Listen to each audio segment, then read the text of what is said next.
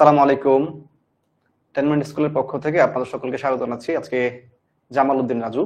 আমরা বাংলা সাহিত্যের আরো একটি ক্লাসে উপস্থিত হয়েছি। আমরা কথাবার্তা বলবো বাংলা সাহিত্যের গুরুত্বপূর্ণ একটা টপিক। শুরু যাওয়ার আগে, আমাদের মূল আলোচনা যাওয়ার আগে আমরা জেনে নিতে চাই কারা কারা আছেন। একটু জানিয়ে দেন কারা দেখছেন। আমাকে ঠিক মতো শোনা যাচ্ছে কিনা, দেখা যাচ্ছে কিনা, ঠিক মতো শোনা যাচ্ছে কিনা, দেখা যাচ্ছে কিনা একটু জানিয়ে দিবেন। আর আপনারা সবাই কেমন আছেন? কে কোথায় দেখছেন? ভালোবাসার ভাইয়া পুরা কারা কারা আছেন একটু জানিয়ে দেন। আমাকে ঠিক মতো শোনা যাচ্ছে কিনা, দেখা যাচ্ছে কিনা।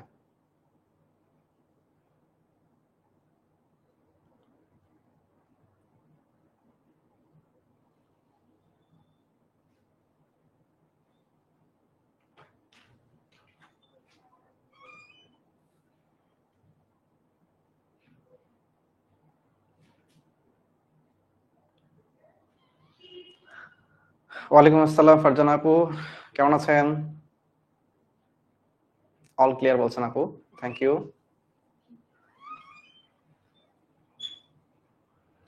ওকে, আমরা 2 মিনিট ওয়েট করব। ঠিক 8:30 শুরু করে দিব। সেই পর্যন্ত আমরা দেখতে থাকি কারা কারা আছেন।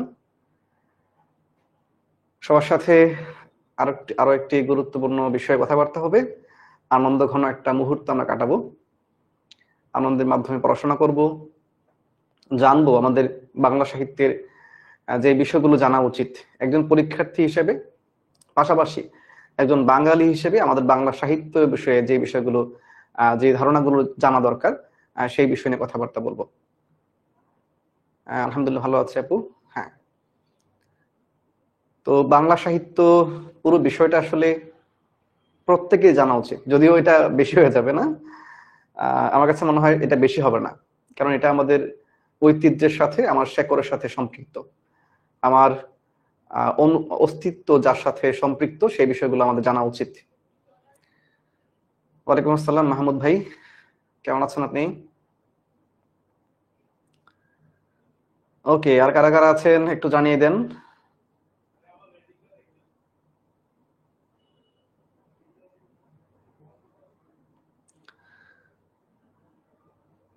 আমাদের আজকে থেকে ঢাকায় বইমেলা শুরু হয়েছে না? বইমেলায় কারা কারা গিয়েছেন, একটু কারা কারা যাবেন, যাওয়ার প্ল্যানিং আছে?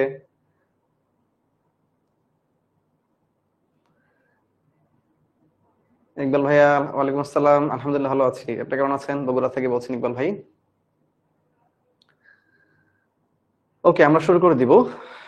একেবারে আমরা ঠিক মুহূর্তে চলে আসছি ক্লাস শুরু করার। সো আমরা আজকে দেখবো হচ্ছে বাংলা সাহিত্যের আধুনিক যুগের চতুর্থ পর্ব। চতুর্থ পর্বে আমরা কি কি দেখবো, কি কি শিখবো, সেটা হচ্ছে দেখবো কল্লোল যোগ, বাংলা সাহিত্যে পঞ্চপাণ্ডবদের নাম আমরা দেখেছি এখানে, বুদ্ধির মুক্তি আন্দোলন, বঙ্গীয় মুসলমান সাহিত্য সমিতি এবং মোহামেডান লিটারেরি সোসাইটি। এই পুরো বিষয়গুলো নিয়ে কথাবার্তা বলবো। এই 5 জন সাহিত্যিককে কেন পঞ্চপাণ্ডব বলা হয়, এই পঞ্চপাণ্ডবী বা কি জিনিস, সবগুলো বিষয় নিয়ে কথাবার্তা বলবো। ওয়ালাইকুম আসসালাম ইফতেহারুল ইসলাম ভাইয়া, ওয়ালাইকুম আসসালাম। বইমেলার জন্য ক্লাস মিস করেছি অনেক জ্যামের কারণে। আচ্ছা আচ্ছা আচ্ছা, হ্যাঁ বইমেলার জন্য হয়তো একটু ঢাকাতে মুভ করা একটু কঠিন, যদিও এখন মেট্রো রেলটা আমাদের জন্য আসলে আশীর্বাদ হয়েছে না।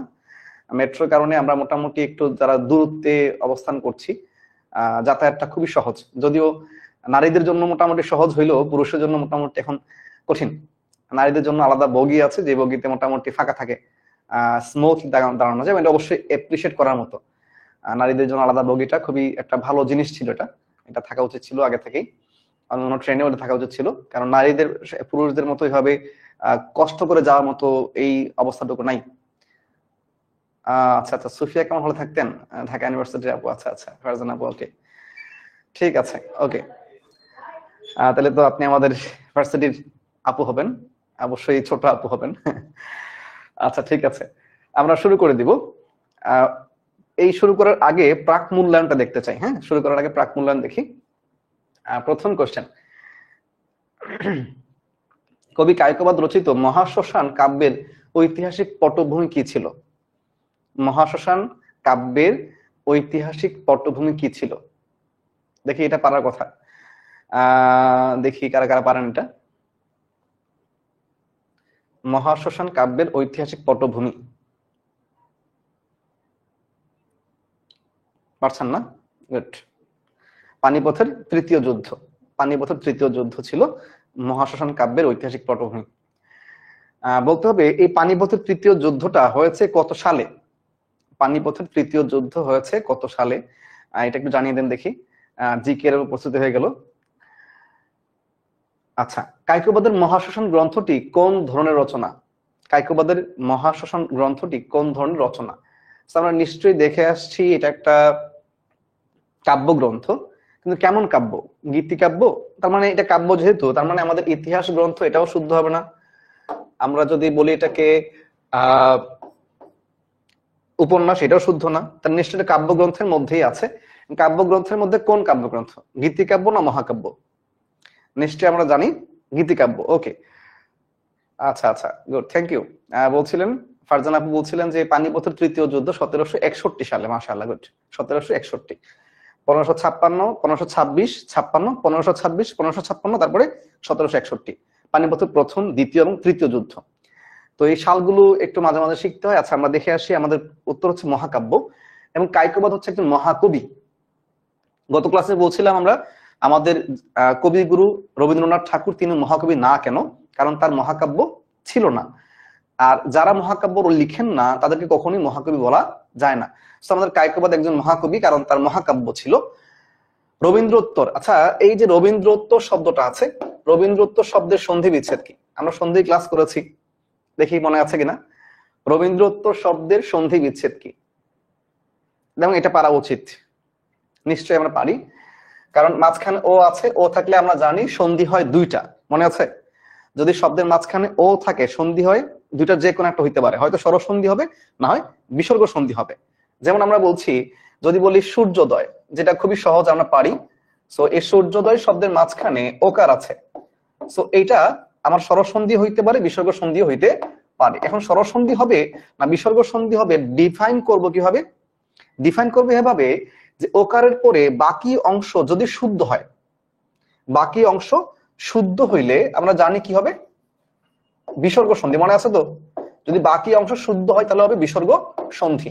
আর যদি বাকি অংশ শুদ্ধ না হয় এবং এর পূর্বে রস্ব উ বা দীর্ঘ উ সহ শুদ্ধ হয়, রস্ব দীর্ঘ সহ এই পুরোটা মিলে শুদ্ধ হইলে, তবে তার নাম হচ্ছে স্বরসন্ধি। এই দুইটার যে কোনো একটা না হইলে সেটা কিন্তু কোনোভাবেই সন্ধির মধ্যে ফেলা যাবে না। নিশ্চয় মনে আছে আমাদের? গুড। তাহলে এই যে ওকারটা বাদ দিলে দয় বলে কোনো শুদ্ধ শব্দ পাচ্ছি না, কিন্তু ওকারের পরিবর্তে এখানে রস্ব উ বা দীর্ঘ উ যে কোনো একটা দিলে আমরা বুঝতেছি উদয় হয়। তার মানে উদয় মানে এই রস্ব উ দীর্ঘ উ সহ বাকি অংশ শুদ্ধ হচ্ছে, তার মানে এটা স্বরসন্ধি হবে। স্বরসন্ধি নিয়ে আমরা জানি যে এই ওকারটা বাদ দিয়ে ডান পাশে যা ছিল তা, বাম পাশে যা ছিল তা। এবং ওকারের জন্য আমরা জানি যে আগে স্বর ও অথবা স্বর আয়ের মধ্যে যে কোনো একটা দিব, তো অ দিলে সূর্য শুদ্ধ হয়। ডান পাশে রস্ব উ দীর্ঘ উ যে কোনো একটা দিব, সেখানে রস্ব উ দীর্ঘ উ যাই দিয়ে উচ্চারণ উদয় হয়, আর উদয় লিখতে কোন উ? রস্ব উ। তাহলে সূর্য যোগ উদয় হচ্ছে। এখন আমাকে বলেন তো, এই ত ত র, এই তর কি কোনো শুদ্ধ শব্দ? না। শুদ্ধ হলে কি হইতো? বিসর্গ সন্ধি হইতো। যেহেতু শুদ্ধ না, তার মানে বিসর্গ সন্ধি না। তাহলে এর আগে দেখি আমরা রস্ব উ দীর্ঘ উ দিয়ে আমার বাকি অংশটুকু কিন্তু অর্থ পাওয়া যায়। তার মানে উত্তর একটা শুদ্ধ শব্দ, রস্ব উ দীর্ঘ দিয়ে যদি বাকি অংশ মিলে শুদ্ধ হয় তাহলে স্বরসন্ধি। তাহলে এখানে আমার রবীন্দ্র যোগ উত্তর হচ্ছে। এই উত্তর শব্দের অর্থ কি? উত্তর তো আমরা প্রশ্ন উত্তরের উত্তর বুঝি, উত্তর দিকও বুঝি, কিন্তু এই উত্তর কিন্তু পরবর্তী, তাই না? এই উত্তর হচ্ছে পরবর্তী। যেমন আমরা সমাসের মধ্যে পড়ি উত্তর পথ বা পরপথ, তাহলে পরপথের অপর নাম কি বলি? উত্তর পথ বলি। তো এখানে রবীন্দ্র উত্তর মানে রবীন্দ্র পরবর্তী সময়। রবীন্দ্র পরবর্তী যুগের অন্যতম প্রধান আধুনিক কবি যিনি রবীন্দ্রনাথের ব্যক্তিগত সচিব ছিলেন, তিনি কে? শুধু ব্যক্তিগত সচিবই না, ভাতিজি জামাইও ছিলেন না? অনেক কথা আছে। আচ্ছা, এটা বলছিলাম। তো এই ব্যক্তিটাকে, রবীন্দ্রনাথের ব্যক্তিগত সচিব ছিলেন, পার্সোনাল সেক্রেটারি ছিলেন, এটা কে? দেখি, রবীন্দ্রনাথের ব্যক্তিগত সচিব, পার্সোনাল সেক্রেটারি, পিএস ছিলেন, তিনি কে?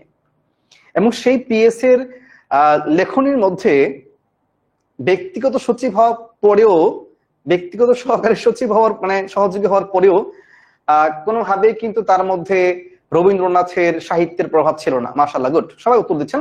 অমিয় চক্রবর্তী। তো অমিয় চক্রবর্তী এমন একজন ব্যক্তি যার মধ্যে রবীন্দ্রনাথের সাহিত্যের প্রভাব ছিল না।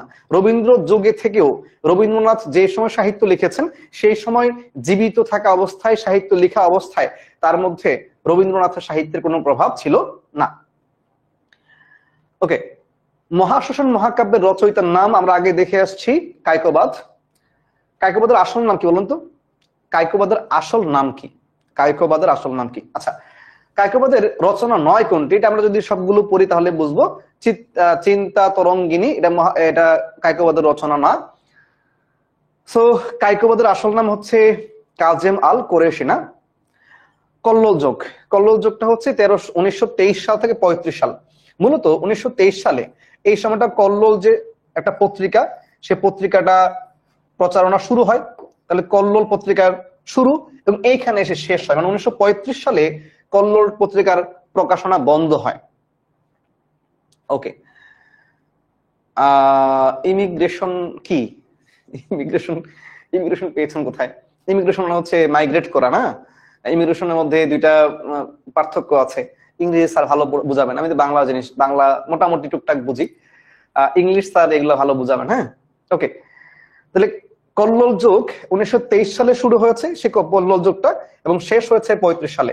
এবং এইটা আমরা জানি, কল্লোল সাহিত্য যে পত্রিকা, সে কল্লোল পত্রিকার শুরু এবং শেষ এই সময়টাই। এই সময়টা কি হচ্ছিল আমরা দেখি। 1923 সালে প্রবর্তিত এবং 35 সালে বন্ধ হওয়া সাময়িক পত্র কল্লোল থেকে বাংলা সাহিত্যে পাশ্চাত্য ধর্মী আধুনিকতার পত্তন হয়। পাশ্চাত্য ধর্মী আধুনিকতার পত্তন মানে শুরু হয়। পাশ্চাত্য ধর্মী আধুনিকতা মানে কি? ওয়ালাইকুম আসসালাম জিহান রাজ ভাইয়া, ভালো আছে আলহামদুলিল্লাহ, আপনি কেমন আছেন? পাশ্চাত্য ধর্মী আধুনিকতা মানে যে আধুনিক যুগটার মধ্যে পাশ্চাত্যের, মানে পাশ্চাত্য বুঝি তো, প্রাচ্য, পাশ্চাত্য, মানে পশ্চিম। এই পশ্চিম মানে কি বলুন তো? পাশ্চাত্য বলতে আসলে কি বুঝি আমরা? শুধু আমেরিকা?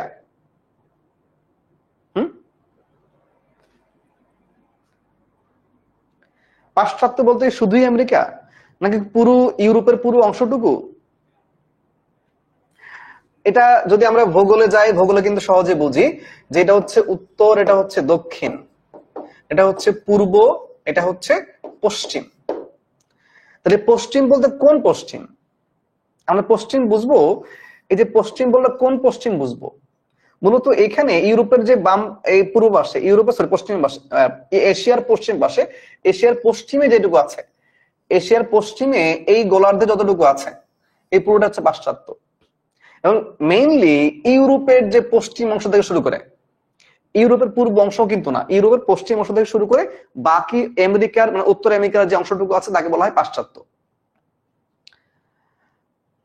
আচ্ছা, পাসপোর্ট ও ইমিগ্রেশন অফিসের নিয়োগ, হ্যাঁ ওটা হচ্ছে পাসপোর্টের যে একটা নিয়োগ হয় না, পাসপোর্ট ইমিগ্রেশনের একসময় হচ্ছে নন ক্যাডার থেকে নিয়োগ হইতো, এনবিআর এর নিয়োগ হইতো, নন ক্যাডার থেকে একসময় প্রচুর নিয়োগ হইতো, মানে পিএসসি ছাড়াও। এখন তো আপনি নন ক্যাডারের যতগুলো নিয়োগ আছে সবগুলো পাওয়ার জন্য অবশ্যই বিসিএস রিটেন দেওয়া লাগবে, ভাইবা দেওয়া লাগবে। রিটেন তো অবশ্যই দিলে হবে না, ভাইবা পর্যন্ত যাওয়া লাগবে। যাওয়ার পরে যদি আপনাকে একটা নন ক্যাডার ধরাইয়ে দেয়, ইভেন সরকারি হাই স্কুলে হেড টিচার পর্যন্ত আমাদের বিসিএস থেকে নিচ্ছে। তার মানে আমাদের চাকরি পাওয়ার ক্ষেত্রে এই মুহূর্তে আসলে বিসিএস ছাড়া কোনো উপায় নাই, মানে ভালো একটা জব পাওয়ার ক্ষেত্রে। ওকে, যেটা বলছিলাম, পাশ্চাত্য ধর্মী আধুনিকতার পত্তন হয়েছে, শুরু হয়েছে 30-এর দশকের। 30-এর দশক কেন বলছিলাম মনে আছে তো? একক দশক। তাহলে দশক এখানে 2 দিয়ে 0 দিলে 20 হচ্ছে, তাহলে এই 2 এর সাথে 1 যোগ করলে কত হয়? 3। 3-এর সাথে এখানে 0 আছে, তাহলে 30-এর দশক। 30-এর দশকে, এই দশকের এই সময়টা 23 থেকে 35 পর্যন্ত, যদিও এখানে 35 বলে আবার 40-এ চলে যায়, কিন্তু মেইনলি হচ্ছে 23 থেকে 30 পর্যন্ত এই সময়টা যেহেতু বেশি কাজ হয়েছে, এখানে বলা হয় 30-এর দশক। তাহলে এই 30-এর দশকের এই সময়টাকে বলা হচ্ছে কল্লোল যুগ। তাহলে কল্লোল যুগের যে গ্রাউন্ডটা কল্লোল পত্রিকা, এই যুগের লেখকদের মূল লক্ষ্য ছিল রবীন্দ্র বৃত্তের বাহিরে গিয়ে সাহিত্যের একটি নতুন জগৎ তৈরি করা, আলাদা একটা বলয় তৈরি করা, রবীন্দ্রনাথ সাহিত্যের যে ধারা, যে বৈশিষ্ট্য, যে প্রভাব, তার বাহিরে গিয়ে আমরা দেখতে পাচ্ছি এই কল্লোল পত্রিকার সম্পাদক ছিলেন শ্রী দীনেশ রঞ্জন দাস। এটা পরীক্ষা অনেকবার আসছে যে কল্লোল পত্রিকার সম্পাদক কে। তো এটা আমরা দেখি এই যে পত্রিকাটুকু আছে সেই পত্রিকাটার মধ্যে পাশ্চাত্য ধর্মীয় সাহিত্যের সূচনা হয়েছে এবং এটার মূল লক্ষ্য ছিল রবীন্দ্র বৃত্তের বাহিরে যাওয়া, রবীন্দ্র সাহিত্যের যে বিষয়গুলো ছিল। আচ্ছা, দর্শকের বিষয়টা আবার একটু কাইন্ডলি বলবেন। আচ্ছা, আমরা আগের সাইকেলে এটা অনেক কথা বলছিলাম, আপনি মনে হয় নতুন সাইকেলের, সমস্যা নেই, আমরা আবার বলি একটু। দেখেন, আমরা একক, দশক, শতকের যে বিষয়গুলো, শতাব্দী, এই যে বিষয়গুলো আছে, দশকের বিষয়গুলো আছে, আমরা গণিতে যেমন দেখি একক, দশক, দেন শতক, না? শতাব্দী বলি তাহলে এখানে যে আছে তার সাথে এক যোগ হবে। ধরেন এই যে 9, এটা যদি হিসাব করি তাহলে এখানে 9টা যদি আমরা শতকের হিসাব করি, বলুন তো এই 9 সহ এই 9 আর আগের যেটা আছে 19 না, 1900। 1900 তার মানে 19-এর সাথে যদি আমি এক যোগ করি ভাইয়া কত হবে? 20। তার মানে বিংশ শতাব্দী। খুব সিম্পলি বোঝেন, আমরা 650 থেকে 1200 সালকে আমরা আধুনিক যুগ বলি না, সরি প্রাচীন যুগ বলি না, প্রাচীন যুগ বলি। এই যে প্রাচীন যুগটা শুরু হয়েছে কত শতাব্দী থেকে, এই ধরনের একটা কোয়েশ্চেন থাকে। তো সেই ক্ষেত্রে আমরা যেটা করি একটু দেখেন, এখানে একক, দশক, শতক, শতাব্দী বললে শতকে ঘরে যাওয়া লাগবে। তো শতকে ঘরে গেলে 6 দিয়ে হিসাব করলে, আগে তো কোনো সংখ্যা নেই, তাহলে 6 আছে এখানে। 6-এর সাথে যদি এক যোগ করি, সবসময় এক যোগ করতে হবে, এক যোগ করলে কত? 7। পরে কি ছিল ভাইয়া? 2টা শূন্য, তাহলে 700, মানে সপ্তম শতাব্দী। সপ্তম শতাব্দী। কিন্তু শতাব্দী না বলে যদি দশক বলে, দশক বললে এটা তো শতক ছিল, এখানে শতাব্দী হিসাব করছি। দশক বললে একক, দশক, এই 5-এর সাথে এক যোগ করলে 6 হয়, তাহলে সেটা তো ষষ্ঠ শতাব্দী, সরি 60-এর দশক, 60-এর দশক। আবার বুঝেন 2024 সাল, এখন 2024 সাল কত শতাব্দী? 2024 সাল কত শতাব্দী? দেখেন একক, দশক, শতক, এখানে শূন্য যে আছে এর সাথে আগের যেটা আছে 20 না, 20-এর সাথে যদি আমি এক যোগ করি তাহলে 21 হয়। তাহলে আমরা এখন কত শতাব্দীর মধ্যে আছি? 21 শতকে আছি, তাই না? উর্মি আপু ক্লিয়ার হয়েছেন? শতক বললে আমরা শতকের জায়গায় যে সংখ্যাটুকু আছে তার সাথে এক যোগ করব। দশক বললে একক, দশক, দশকের জায়গায় যে সংখ্যাটুকু আছে তার সাথে এক যোগ করব। যোগ করার পর যা আসে সেটা হচ্ছে সে শতাব্দী হবে।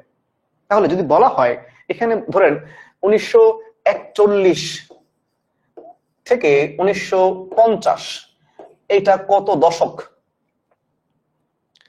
1941 থেকে 1950 এটা কত দশক? স্যার শর্ট সাজেশনস বলতে কোনো ওয়ার্ড নেই বিসিএস এ, উদয় সাজেশনের কথা বললে লাভ আছে?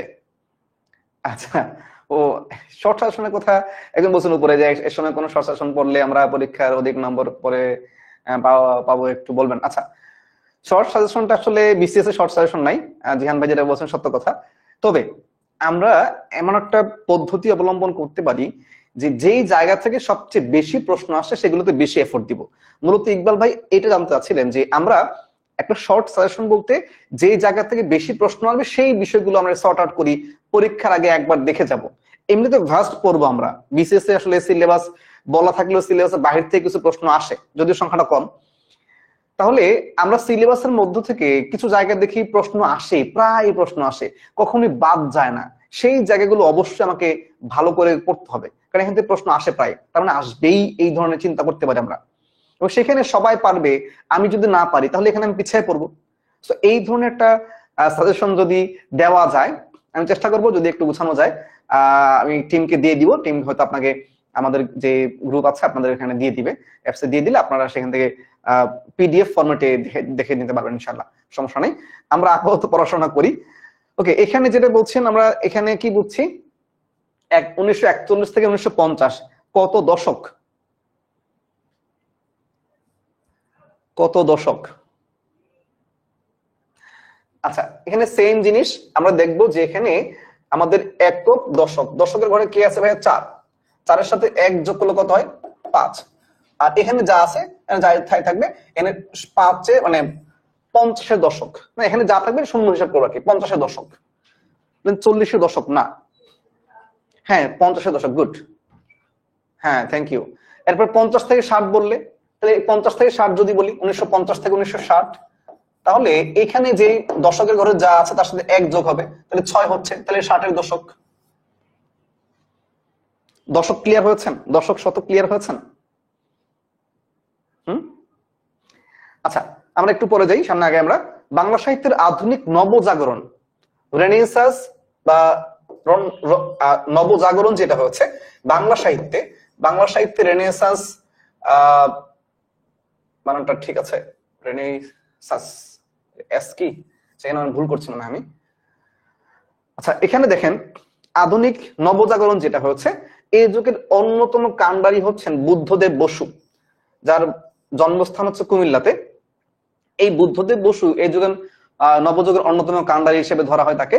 বাংলা সাহিত্যের আধুনিক নবজাগরণ সূচনা হয় এই গোষ্ঠীর দ্বারা। কোন গোষ্ঠী? কল্লোল গোষ্ঠী। তাহলে প্রশ্ন হবে,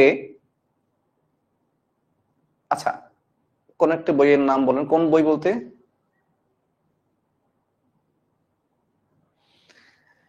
রেনেসাঁস, হ্যাঁ এখানে যেমন এন, হ্যাঁ থ্যাংক ইউ, এনসিই হবে, thank you, thanks a lot, এনসি রেনেসাঁস। হ্যাঁ তাহলে এখানে এই যে প্রশ্ন যদি হয় যে আধুনিক নবজাগরণের সূচনা হয়েছে কোন গোষ্ঠীর মাধ্যমে, আধুনিক নবজাগরণের সূচনা হচ্ছে কোন গোষ্ঠীর মাধ্যমে?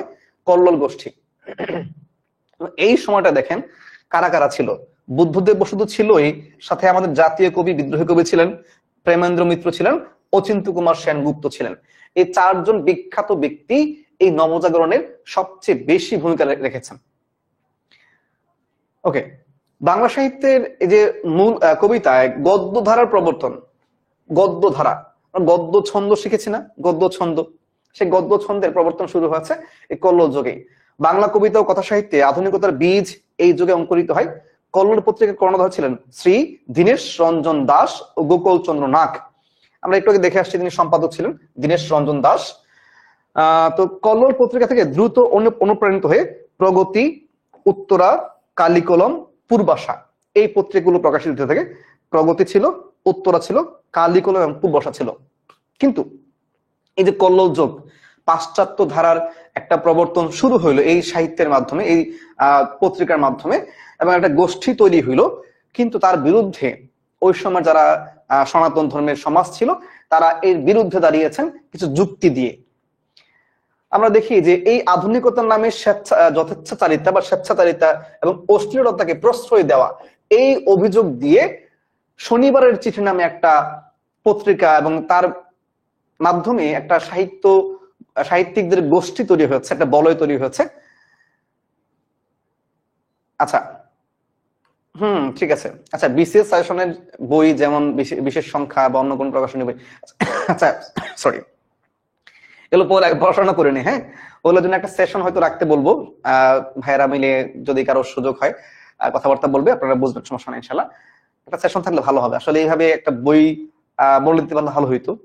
যে কোনো একটা বই পড়েন, কোনো বই আসলে খারাপ না, হ্যাঁ কিছু উপস্থাপনায় সমস্যা থাকতে পারে বা আমার জন্য ফ্রুটফুল না। ধরেন আমি যেটা পার্সোনালি ফিল করি, ধরেন আমি অনেক যোগ্য শিক্ষক হইতে পারি, কিন্তু আপনি যদি আমার কথা বুঝতে না পারেন তাহলে কিন্তু এটা আমার পড়াটা আপনার জন্য পারফেক্ট না। সো অনেক বই আছে অনেক সুন্দর গোছানো, কিন্তু আপনি হয়তো সহজে ক্যাচ করতে পারছেন না, কারণ যত গোছানোই হোক আপনি ক্যাচ করতে না পারলে এটা আপনার জন্য পারফেক্ট না। তো এখানে বইগুলোর ক্ষেত্রে আসলে ভেরি করে কোন বইটা আপনার জন্য ফ্রুটফুল হবে, এটা বাজারে 2-একটা বই দেখে একটু চিন্তা ভাবনা করলে হয়। অবশ্য এই মুহূর্তে আসলে নতুন করে বই পড়ার আমি পক্ষপাতী না, অন্তত যে এই মুহূর্তে কোনো বই পড়বেন। হ্যাঁ যদি আপনি 46 এর চিন্তা করেন, সরি 47 এর চিন্তা করেন, তাহলে অবশ্যই আপনি এখন থেকে পড়তে পারেন। অবশ্যই শর্টকাট না, শর্টকাটের যে অংশটুকু আছে রিভিশনের জন্য আমি বলবো মিনিমাম 3 মাস আগে পড়া উচিত। এই মুহূর্তে নতুন করে পড়লে সব আবার ভুলে যাবেন। এই মুহূর্তে শুধু আগে যা পড়েছেন সেগুলো রিভাইজ দেওয়া লাগবে, না হলে আসলে পরীক্ষার হলে বিসিএস এ আমি যেটা দেখেছি, বিসিএস এর সবচেয়ে বেশি সমস্যা যেটা হয়, পারা প্রশ্ন ভুল হয়, একমাত্র কারণ কনফিউশন। তো এই কনফিউশন দূর করতে গেলে অবশ্যই যা পড়েছে সেগুলো রিভিশন দেওয়া লাগবে। এবং বিশ্বাস করেন আমরা যা পড়েছি এর বাইরে একটা প্রশ্ন হয় না, বলতে গেলে বাংলাতে অন্তত যা পড়েছে এর বাইরে শুধু উক্তি কিছু 2-একটা প্রশ্ন মাঝে মাঝে বাহির থেকে আসে যেগুলো আমরা পড়ি নাই। কিন্তু তাছাড়া সকল কিছু আমাদের পড়ার মধ্যে আসে, আমরা ভুল করি। ওকে, তো শনিবারের চিঠির যুক্তি কি ছিল?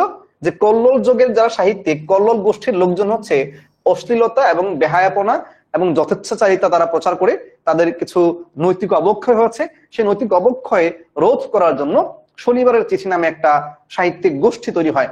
কত সালে? 1924। তার মানে যেই বছর কল্লোল সাহিত্য শুরু হয়েছে তার ঠিক পরের বছরে, কিন্তু যেই বছর কল্লোল সাহিত্য শুরু হইলো, কল্লোল পত্রিকা শুরু হইলো, তার ঠিক পরের বছরই শনিবারের চিঠির এই পত্রিকাটার অবতারণা হয়। এবং আমাদের এই সালটাও পরীক্ষা আসছিল না, সাল বলছিল না, বলছিল কোনটি 30-এর দশক না, 30-এর দশকের কবিতা, আরে সংবাদপত্র, তাহলে এটা কিন্তু 30-এর দশকের সংবাদপত্র। ওকে, তাহলে এই শনিবারের চিঠি ছিল কল্লোল বিরোধী একটা সাহিত্যিক গোষ্ঠী। এখানে যারা ছিলেন, সজনীকান্ত দাস, তিনি ছিলেন সম্পাদক। এটা পরীক্ষা আসে যে শনিবারের চিঠি এই পত্রিকার সম্পাদককে। এবং এই শনিবারের চিঠি পত্রিকার মধ্যে নজরুলকে কটাক্ষ করে, নজরুলকে আক্রমণ করে এখানে কলাম লেখা হইতো, সাহিত্য লেখা হইতো নজরুলের বিরুদ্ধে গিয়ে। এখানে ছিলেন মোহিতুলাল মজুমদার, নিরোধ চৌধুরী, যোগানন্দ দাস, অশোক ভট্টাচার্য। মূলত তিনি ছিলেন মালিক, সত্ত্বাধিকারী মালিক, আর তিনি ছিলেন প্রতিষ্ঠাতা সম্পাদক। প্রতিষ্ঠাকালীন সম্পাদক ছিলেন যোগানন্দ দাস। কোনোটাই পরীক্ষা আসে না, শুধু এটা পরীক্ষা আসে। সজনীকান্ত দাস, মাঝে মাঝে মোহিতলাল মজুমদার, যেহেতু তার সাহিত্যকর্ম খুব ভালো, তার নামটা মাঝে মাঝে আসতে দেখা যায়, কিন্তু এইটা পরীক্ষা আসে। শনিবারের চিঠি পত্রিকার সম্পাদককে, রচনাকাল কত শতাব্দীতে, এটা কোন সাহিত্যিক গোষ্ঠীর বিরুদ্ধে, এই তথ্যগুলো আমাদের একটু মাথায় রাখতে হবে। আমরা আসবো বাংলা সাহিত্যে পঞ্চপাণ্ডব। পঞ্চ তো বুঝতে পারছি, পাণ্ডব শব্দের প্রকৃতি প্রত্যয় কি? প্রত্যয় পড়ে আসছে, আমরা দেখি পারি কিনা। পাণ্ডব শব্দের প্রকৃতি প্রত্যয় কি? এই সাইকেলে কিন্তু আমরা প্রত্যয় পড়িয়েছি, হ্যাঁ, আমরা পড়ে ফেলছি। সো পাণ্ডব শব্দের প্রকৃতি প্রত্যয় নিশ্চয়ই আমরা পারার কথা। এই যে শব্দ শেষে ব আছে এবং এর পূর্বে কোনো কার নাই, তার মানে অ আছে, তাই না? তাহলে ব থাকলে পূর্বে কোনো কার না পাওয়া গেলে কি বলছিলাম, মনে আছে? এই বটার পরিবর্তে কি হবে? স্ন অথবা অ, এবং তার ঠিক আগের বর্ণে হবে হ্রস্ব উকার। তাহলে এখানে আগের বর্ণ কে ছিল ভাইয়া? আগের বর্ণ ছিল ন, ড, আর এই আদেশ্বর আটা হয়ে যাবে অ, আটা অ হয়ে গেলে হবে কি? পন্ডু। তাহলে পন্ডু যোগ স্ন বা অ, অর্থাৎ পন্ডুর যে সন্তান। আমরা পঞ্চ পাণ্ডব বলতে কিন্তু জানি আমরা কৌরব, কুরুর সন্তান, কুরু যোগ স্ন বা অ। এই পাণ্ডব যদি আপনি প্রকৃতি প্রত্যয় করতে পারেন, তাহলে কৌরব কিন্তু পারার কথা। এই বয়ের পূর্বে কোনো কার না, তার মানে এখানে হ্রস্ব দীর্ঘ হবে, এখানে বয়ের জন্য স্ন বা অ হয়ে যাবে।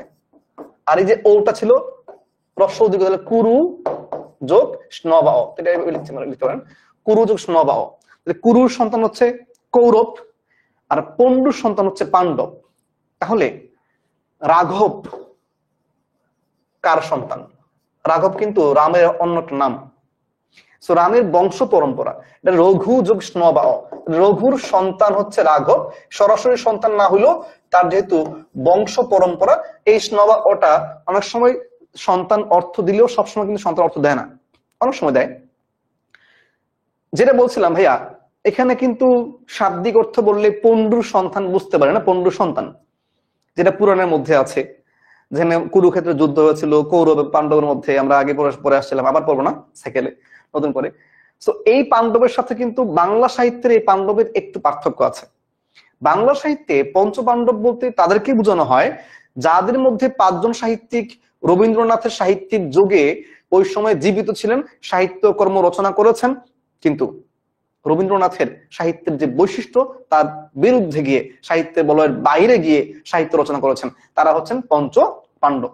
তো আমরা দেখেছি যে 30-এর দশকের বিশিষ্ট 5 জন কবি রবীন্দ্র প্রভাবের বাইরে গিয়ে বাংলা ভাষায় আধুনিক কবিতা সৃষ্টি করেছিলেন, তাদের 5 জনকে বাংলা সাহিত্যে পঞ্চ পাণ্ডব বলা হয়। সেই পঞ্চ পাণ্ডব মুখস্থ করার জন্য আমি একটা পদ্ধতি অবলম্বন করি। সো আপনারা চাইলে আপনাদের মতো করে মুখস্থ করতে পারেন। আমরা হচ্ছে এভাবে মুখস্থ করি যে অবুঝ সুধী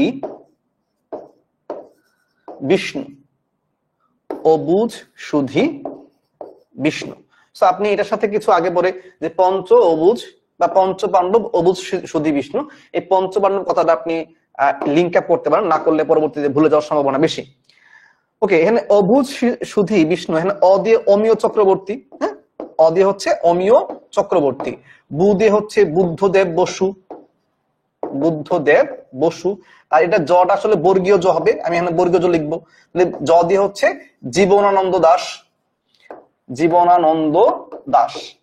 তো ভাবতে পারেন ভাই অবুজ লিখতে তো অন্তস্থ ঝ হয়, অন্তস্থ জ হয় না ঝ হয়, অন্তস্থ জ হয় না ঝ হয়, তাহলে প্রথমে ঠিক লিখছিলেন। আমরা জাস্ট ছন্দ মিলানোর জন্য আমরা বর্গীয় জ লিখছি এখানে। আপনি অথবা জ দিয়েও জীবনানন্দ ভাবতে পারেন, সমস্যা নাই, আপনার যেটা ভাবতে সুবিধা হয়। তাহলে অমিয় চক্রবর্তী, বুদ্ধদেব বসু, সুধী হচ্ছে সুধী দিয়ে হচ্ছে সুধীন্দ্রনাথ দত্ত, সুধীন্দ্রনাথ, এবং হচ্ছে বিষ্ণু দিয়ে হচ্ছে বিষ্ণু দে।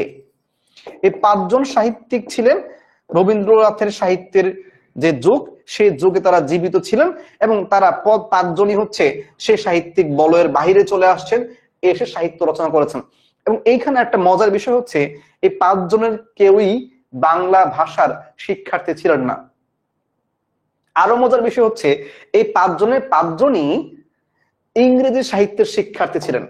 এই পাঁচজনই ইংরেজি সাহিত্যের শিক্ষার্থী।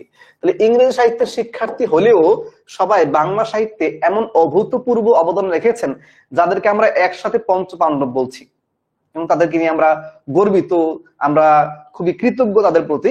তাদের ওই সময়টা যদি সাহিত্যিক বলয়ের বাহিরে আসার চিন্তা ভাবনা না থাকতো, আস্তে আস্তে আমরা যে এখন সাহিত্যিক বলয়ের চিন্তা করছি, এই যে আমাদের বইমেলা শুরু হইলো, যদিও এখনকার সময়ে ভালো সাহিত্য পাওয়াটা খুবই কঠিন, শুধু মার্কেটিং এর কারণে, প্রচারণার কারণে অনেক, মানে কি বলবো, সেগুলোকে গার্বেজ জিনিস আমরা গলাধকরণ করি, আমরা পড়ি। অথচ অনেক ভালো ভালো সাহিত্য আছে যেগুলো আমাদের জানার অন্তরালে থেকে যায়, মানে যে সাহিত্য পড়লে আমাদের শুভ বুদ্ধির উদয় হবে, মনটা মুক্ত হবে, একবারে গোড়ামি থাকবে না।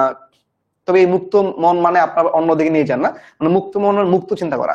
সেই মুক্ত চিন্তা করতে পারেন, স্বাধীনভাবে চিন্তা করতে পারা, এর মানে এই না যে আপনার কোন ধরনের বাইরে চলে যাওয়া লাগবে, বিষয়টা এরকম না। যদিও এই মুক্ত মনের একটা আবার মিস কনসেপ্ট বা মিসলিডিং আছে, মুক্ত মনা বললেই মানুষ অন্যদিকে নিয়ে যায়, বিষয়টা এরকম না। মানে আপনার যেমন একটা উক্তি ছিল না, বিখ্যাত উক্তি ছিল শিক্ষা গোষ্ঠীর, জ্ঞান যেখানে সীমাবদ্ধ, বুদ্ধি যেখানে আড়ষ্ট, মুক্তি সেখানে অসম্ভব। আমাদের মুসলিম সাহিত্য সমাজের বিখ্যাত যে পত্রিকা, শিক্ষা পত্রিকা, সেই শিক্ষা পত্রিকার একটা বিখ্যাত উক্তি ছিল, জ্ঞান যেখানে সীমাবদ্ধ, বুদ্ধি যেখানে আড়ষ্ট, মুক্তি সেখানে অসম্ভব। সো এই মুক্তি বা মনের মুক্ত হওয়া, সেটা যে বিষয়ে বোঝানো আসলে গোড়ামি না থাকা, আপনি যেই চিন্তায় করেন, ইভেন নাস্তিক হয়ে কিন্তু গোড়া হইতে পারে।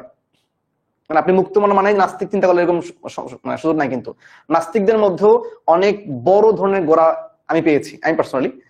তার মানে গোড়ামি কিন্তু সব জায়গায় আছে, আস্তিক নাস্তিক, ইসলাম মানে ইসলামী ধর্মের আদর্শের মানুষ, বা হিন্দু ধর্মের বা খ্রিস্টান ধর্মের, প্রত্যেকটা ধর্মে, আমি পার্সোনালি এটা আমার অবজারভেশন, প্রত্যেকটা ধর্মে আসলে গোড়া মানুষ আছে। এই গোড়া মানুষগুলোই সমস্যা, সবাই কিন্তু ভালো, এই গোড়া মানুষের সংখ্যাটা খুব বেশি না। যাক, যেটা বলছিলাম ভাইয়া, অমিয় চক্রবর্তী, বুদ্ধদেব বসু, জীবনানন্দ দাস, বিষ্ণু দে, আচ্ছা দে হবে, এটা দেব না, বিষ্ণু দে, এটা বিষ্ণু দে, এবং সুধীন্দ্রনাথ দত্ত। এই পঞ্চপাণ্ডবকে কল্লোল যুগের কাণ্ডারী হিসেবে অভিহিত করা হয়। পঞ্চপাণ্ডবকে কল্লোল যুগের কাণ্ডারী হিসেবে অভিহিত করা হয়। অমিয় চক্রবর্তী বিষয়ে আমরা জানবো, তিনি পশ্চিমবঙ্গের হুগলি জেলার শ্রীরামপুরে তার জন্ম। তিনি রবীন্দ্র উত্তর যুগের অন্যতম আধুনিক কবি। আমরা জানি রবীন্দ্র উত্তর মানে কি, রবীন্দ্রনাথের পরবর্তী সময়ে। পরবর্তী সময় কেন? তার জীবদ্দশা ছিল 1987 পর্যন্ত।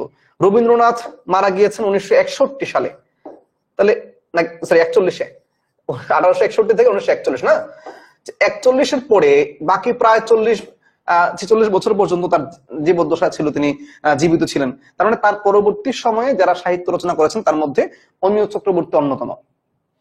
তো ব্যক্তিগত সচিব সত্ত্বেও তার লেখনীর মধ্যে রবীন্দ্রনাথের প্রভাব পাওয়া যায় না। এবং তার যে স্ত্রী ছিল হিওর্ডিয়াস সিগার্ট, হিওর্ডিস সিগার্টকে রবীন্দ্রনাথ নাম দিয়েছেন হৈমন্তী। যে হৈমন্তী একটা নামে একটা ছোট গল্প ছিল, আমাদের সময় একটা পাঠ্য ছিল, এখন হয়তো পাঠ্য নাই, এখন হৈমন্তীর জায়গায় হয়তো একটা অপরিচিত নামে একটা গল্প এসেছে এইচএসসি তে। আমাদের সঙ্গে হৈমন্তী নামে এমন একটা চরিত্র ছিল, এটা ছোট গল্প আমাদের পাঠ্য ছিল এইচএসসি তে, যে ছোট গল্পটার মূল কথা ছিল যৌতুকের বিরুদ্ধে। তো অপরিচিত গল্পের একটা থিম এরকম, যদিও এখানে নারীবাদের একটা, নারী নারীত্বের একটা দৃঢ়তা প্রকাশিত হয়েছে। তো আমরা দেখি অমিয় চক্রবর্তীর সাহিত্যকর্মগুলোর মধ্যে খসড়া, অনিঃশেষ, পুষ্পিত ইমেজ, একমুঠো, দুর্বাণী, অভিজ্ঞান বসন্ত, উপহার, হারানো অর্কিড, পালাবদল, মাটির দেয়াল, ঘরে ফেরার দিন, পারাপার, অমরাবতী, কবিতাবলী। এর মধ্যে প্রথম যে 4টি গ্রন্থ আছে, কাব্যগ্রন্থ, এগুলো সবচেয়ে বেশি গুরুত্বপূর্ণ। এগুলো প্রায় পরীক্ষায় আসে, আপনি দেখবেন যে খসড়া পরীক্ষায় অনেকবার আসছে। খসড়া, তার প্রথম কাব্যগ্রন্থ, অনিঃশেষ আসছে, পুষ্পিত ইমেজ আসছে, একমুঠো আসছে। এই 4টা অনেকবার পরীক্ষা আসছে। বাকিগুলো মোটামুটি আমরা জেনে রাখবো। মনে রাখার জন্য একটা কৌশল আমরা গল্প আকারে বলছি। আপনি এটাকে একটু মুখস্থ করতে পারেন, একটু ইমাজিন করে, এটা ভালো হয়। কলেজে ছিল হৈমন্তী বিলাসী। আচ্ছা আচ্ছা আচ্ছা, হৈমন্তী ছিল না, ওকে। তাহলে এই অমিয় চক্রবর্তী ছেলে অনিঃশেষ, আমরা একটা ছেলে মনে করছি যার নাম হচ্ছে অনিঃশেষ। একটা মানুষ ধরেন এরকম, সে হচ্ছে অনিঃশেষ, যার আসলে খাবার দাবার নাই। সে একমুঠো ভাতের জন্য অভিজ্ঞান বসন্তের খসড়া উপহার, একটা উপহার ছিল, ধরেন এরকম একটা উপহার ছিল, এরকম একটা উপহার ছিল। এটা উপহারটা ছিল অভিজ্ঞান বসন্তের, হ্যাঁ, অভিজ্ঞান বসন্তের একটা খসড়া উপহার, যে উপহারটা ফাইনাল না, খসড়া। ও হারানো অর্কিড, তাহলে একটা অর্কিড ছিল, আমরা অর্কিড মনে করি এরকম একটা কিছু একটা অস্তিত্ব চিন্তা করছি, এরকম একটা অর্কিড। অভিজ্ঞান বসন্তের খসড়া উপহার এবং হারানো অর্কিড অমরাবতীর সাথে পালাবদ্ধ করে। অমরাবতী, ধরেন এখানে একটা যদি আমরা চিন্তা করি, ধরেন এখানে একটা দেয়াল আছে, হ্যাঁ, এরকম একটা দেয়াল চিন্তা করছি এখানে। তো দেয়ালের এই পারে হচ্ছে, ওর নাম হচ্ছে অনিঃশেষ, যে হচ্ছে ছেলে মনে করছি।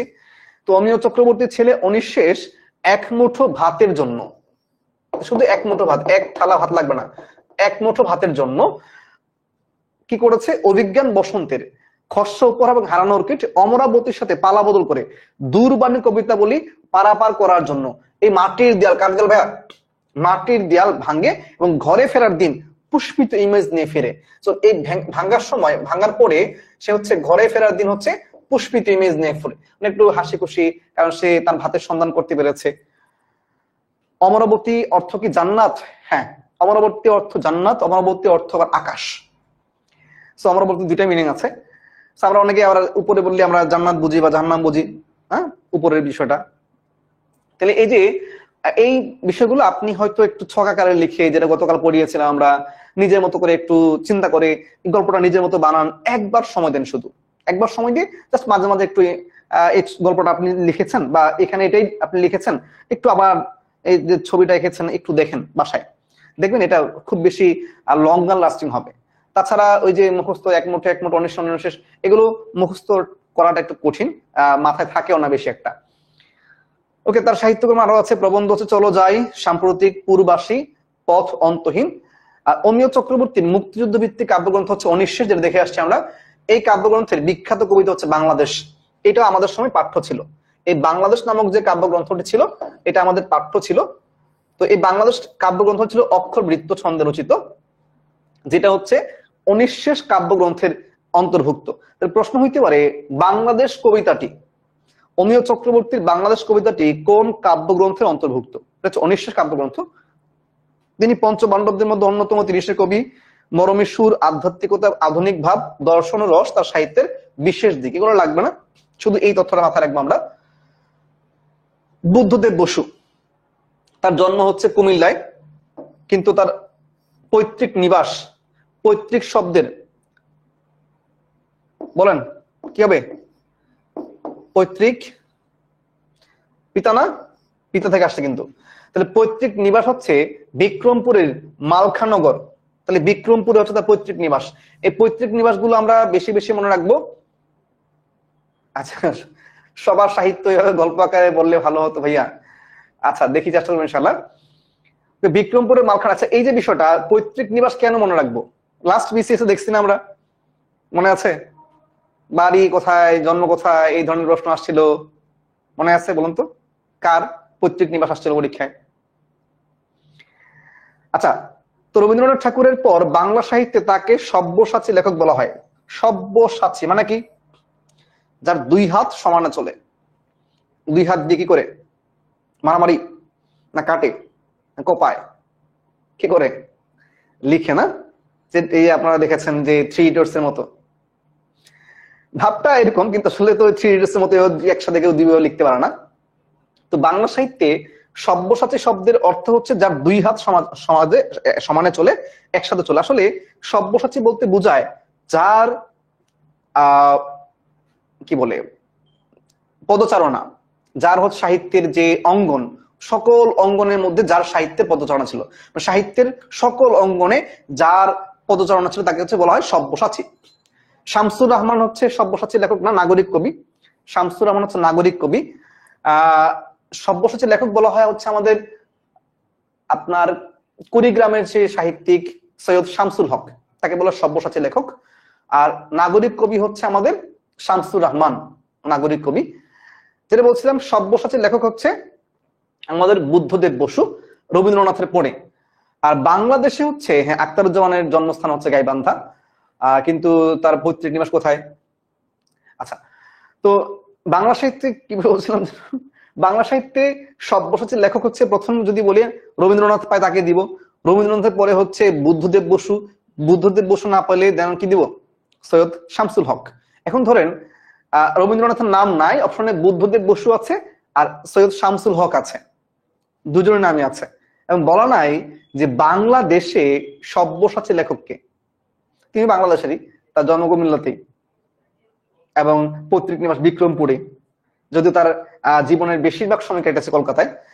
কিন্তু এখানে যে বিষয়টা আমরা বলতে যাচ্ছি, যদি সব্যসাচী লেখক পাওয়া যায় তাহলে অবশ্যই রবীন্দ্রনাথ না পেলে বুদ্ধদেব বসু দিব, সেখানে সৈয়দ শামসুল হক থাকুক বা না থাকুক। আর বুদ্ধদেব বসু না পাইলে দেন দিব সৈয়দ শামসুল হক।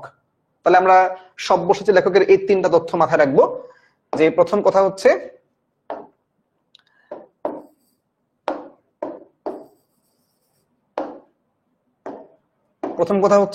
আমরা দেখব 1 নম্বরে রবি ঠাকুর, রবি ঠাকুর না পাইলে বুদ্ধদেব বসু, বুদ্ধদেব বসু না পাইলে দেন সবার শেষে সৈয়দ শামসুল হক, কুড়িগ্রামের মানুষ শামসুল হক।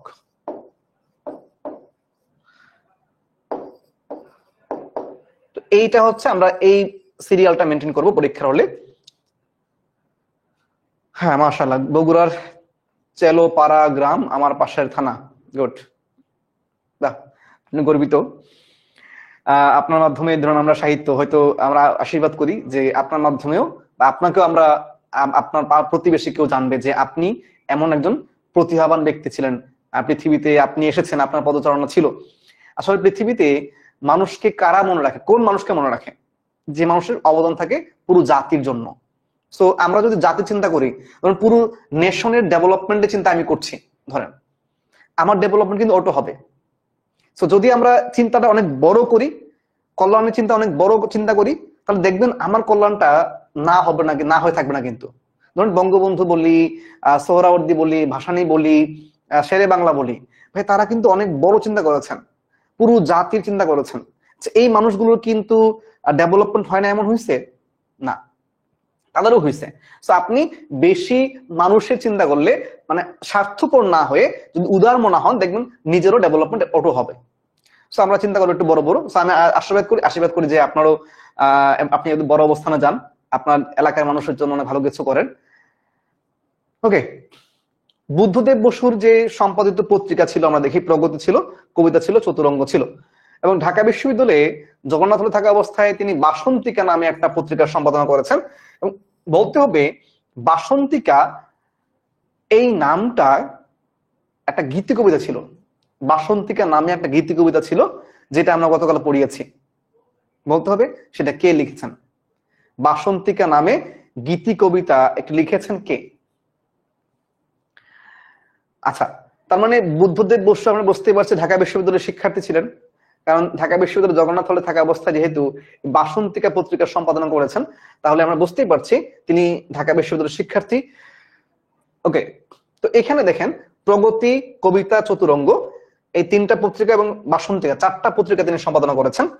এবং আমরা বুঝতেই পারছি প্রগতি এবং কবিতা এই 2টি কবিতা ছিল রবীন্দ্র বলয়ের, রবীন্দ্র প্রভাব থেকে বেরিয়ে আসার আন্দোলনের সাথে সম্পৃক্ত। রবীন্দ্র প্রভাবের সাথে থাকে বেরিয়ে আসা আন্দোলনের সাথে সম্পৃক্ত ছিল প্রগতি এবং কবিতা। কিন্তু বাসন্তিকা ছিল না। চতুরঙ্গ ছিল না। চতুরঙ্গ ছিল যদিও ত্রৈমাসিক। তাহলে এই দুইটা ছিল রবীন্দ্র প্রভাব থেকে বের হয়ে আসার যে আন্দোলন, সেই আন্দোলনের সাথে এটা লিঙ্ক আপ ছিল, এই দুইটা প্রগতি এবং কবিতা। পরীক্ষা আসতে পারে রবীন্দ্র প্রভাবের বলয় থেকে, রবীন্দ্র প্রভাবের এরিয়া থেকে বের হয়ে আসার জন্য যে আন্দোলন হয়েছে তার সাথে সম্পৃক্ত পত্রিকার নাম কি, বা নিচে কোন পত্রিকাটি? কল্লোল সাহিত্য, নিশ্চয়ই কল্লোল পত্রিকার নাম ফার্স্টে আমরা দেখবো। থাকলে কল্লোল, না পাইলে এই দুটো যে কোনো একটা পাবো, প্রগতি পাবো অথবা কবিতা পাবো। সো প্রশ্ন করেছিলাম বাসন্তিকা নামে গীতি কবিতা কে লিখেছেন? উত্তর আসা নাই এখনো, উত্তর কিন্তু এখনো আসা নাই। রবীন্দ্রনাথ ঠাকুর, মনে আছে যে বেড়াইতে আসছিল জগন্নাথ হলে শিক্ষার্থীদের অনুরোধে। সো বুদ্ধদেব বসুর কিছু সাহিত্যকর্ম দেখি আমরা। কঙ্কাবতী বিখ্যাত একটা সাহিত্যকর্ম, কাব্যগ্রন্থ। বন্দির বন্দনা, স্বাগত বিদায়, মর্মবাণী, পৃথিবীর পথে, দময়ন্তী। উপন্যাস ছিল তিথিডোর, সানন্দা, খুব গুরুত্বপূর্ণ তথ্য এর উপন্যাস এটা, সানন্দা। নির্জর স্বাক্ষর, সারা, লাল মেঘ, পরিক্রমা, কালো হাওয়া। তারপর হচ্ছে মৌলিনাথ, নীলাঞ্জনের খাতা, রাত ভরে বৃষ্টি, গোলাম কেন কালো, জঙ্গম। এই জঙ্গম নামে কিন্তু ঝামেলা হবে আবার, না? শওকত ওসমানের সাথে জঙ্গম নিয়ে সমস্যা হবে। সে জঙ্গম উপন্যাসটা হচ্ছে বুদ্ধদেব বসুর আছে। একদা তুমি প্রিয়ে। এরপরে দেখেন প্রবন্ধ হচ্ছে হঠাৎ আলোর ঝলকানি, কালের পুতুল, সাহিত্য চর্চা। এরপর হচ্ছে স্বদেশ ও সংস্কৃতি। কাব্যনাটক হচ্ছে তপস্বী ও তরঙ্গিনী, কলকাতার বাইরে ইলেকট্রা ও সত্য সন্ধব, মায়া মালঞ্চ। স্মৃতিকথা হচ্ছে আমার ছেলেবেলা। এই আমার ছেলেবেলা নামে স্মৃতিকথা বা হচ্ছে আত্মজীবনী ছিল কার? আমার ছেলেবেলা নামে আত্মজীবনী ছিল কার, মনে আছে? আমার ছেলেবেলা নামে আত্মজীবনী গতকাল পড়িয়েছি আমরা। আমার ছেলেবেলা কার ছিল, মনে আছে? রবীন্দ্রনাথ ঠাকুর, না? রবীন্দ্রনাথ ঠাকুর। ওকে, বুদ্ধদেব বসুর তিনি পদ্মভূষণ উপাধি পেয়েছেন 1970 সালে। আমাদের মুক্তিযুদ্ধের ঠিক আগের বছর তিনি পদ্মভূষণ উপাধি পেয়েছেন। তিথিডোর উপন্যাসের মূল উপদ্রব্য ছিল প্রেম এবং যৌবনের বন্দনা। প্রেম ও যৌবনের বন্দনা হয়। বন্দনা মানে প্রশংসা, স্তুতি, অর্চনা, পূজা। বুদ্ধদেবের কাব্যে সমাজ চেতনা বিশেষভাবে প্রকাশ না পেলেও বাস্তববাদিতা ও নাগরিক চেতনা প্রকাশে সিদ্ধহস্ত ছিলেন বলেই তাকে নাগরিক কবি বলা হয়। কি কবি বলা হয়? নাগরিক কবি। তাহলে আমরা একটু দেখে আসছি সব্যসাচীর লেখক তিনি, আবার এখন দেখছি নাগরিক কবিও তিনি। তাহলে এখন প্রশ্ন হচ্ছে নাগরিক কবি ধরেন, আচ্ছা এগুলো নিবন্ধনের সময় নাম পরিবর্তন করেনি কেন? কোনটা নিবন্ধনের সময়? আচ্ছা এগুলো লেখার সময় এটাই বলছেন কি? সম্ভবত এটা তো প্রত্যেকটা মানুষ তার নিজস্ব সাহিত্যিক চিন্তা করতে পারেন। আমার নাম জামাল উদ্দিন রাজু, পৃথিবীর আর কারো নাম কি এটা হইতে পারে না? হইতে পারে তো। সো সাহিত্যের নামটা আমি কি দিব? একই সাহিত্য, একই নামে অনেকগুলো নাম, মানে অনেকগুলো সাহিত্য পাওয়া যায় একই নামে। সো এটা সাহিত্যিকদের নিজস্ব বিষয়, এটা নিয়ে আমরা আসলে আপত্তি তুলতে পারি না। আচ্ছা নাগরিক কবি, তাহলে এই বুদ্ধদেব বসুর নাগরিক কবি। আবার আমরা জানি শামসুর রহমান নাগরিক কবি। তাহলে এখানে দুইজনের নামই যদি উল্লেখ থাকে, দুইজনের নামই উল্লেখ থাকলে সবার প্রথমে কে? বুদ্ধদেব বসু। বুদ্ধদেব বসুর নামটা যদি না পাওয়া যায় তবে শামসুর রহমানকে আমরা নিতে পারি। তাহলে নাগরিক কবি বললে আমরা বুঝে নিব আধুনিক নাগরিক কবির মধ্যে প্রথমে হবে বুদ্ধদেব বসু। বুদ্ধদেব বসুর নাম না থাকলে আমরা দেখবো হচ্ছে শামসুর রহমান। আর মধ্যযুগের, থ্যাংক ইউ, মধ্যযুগের নাগরিক ভারতচন্দ্র।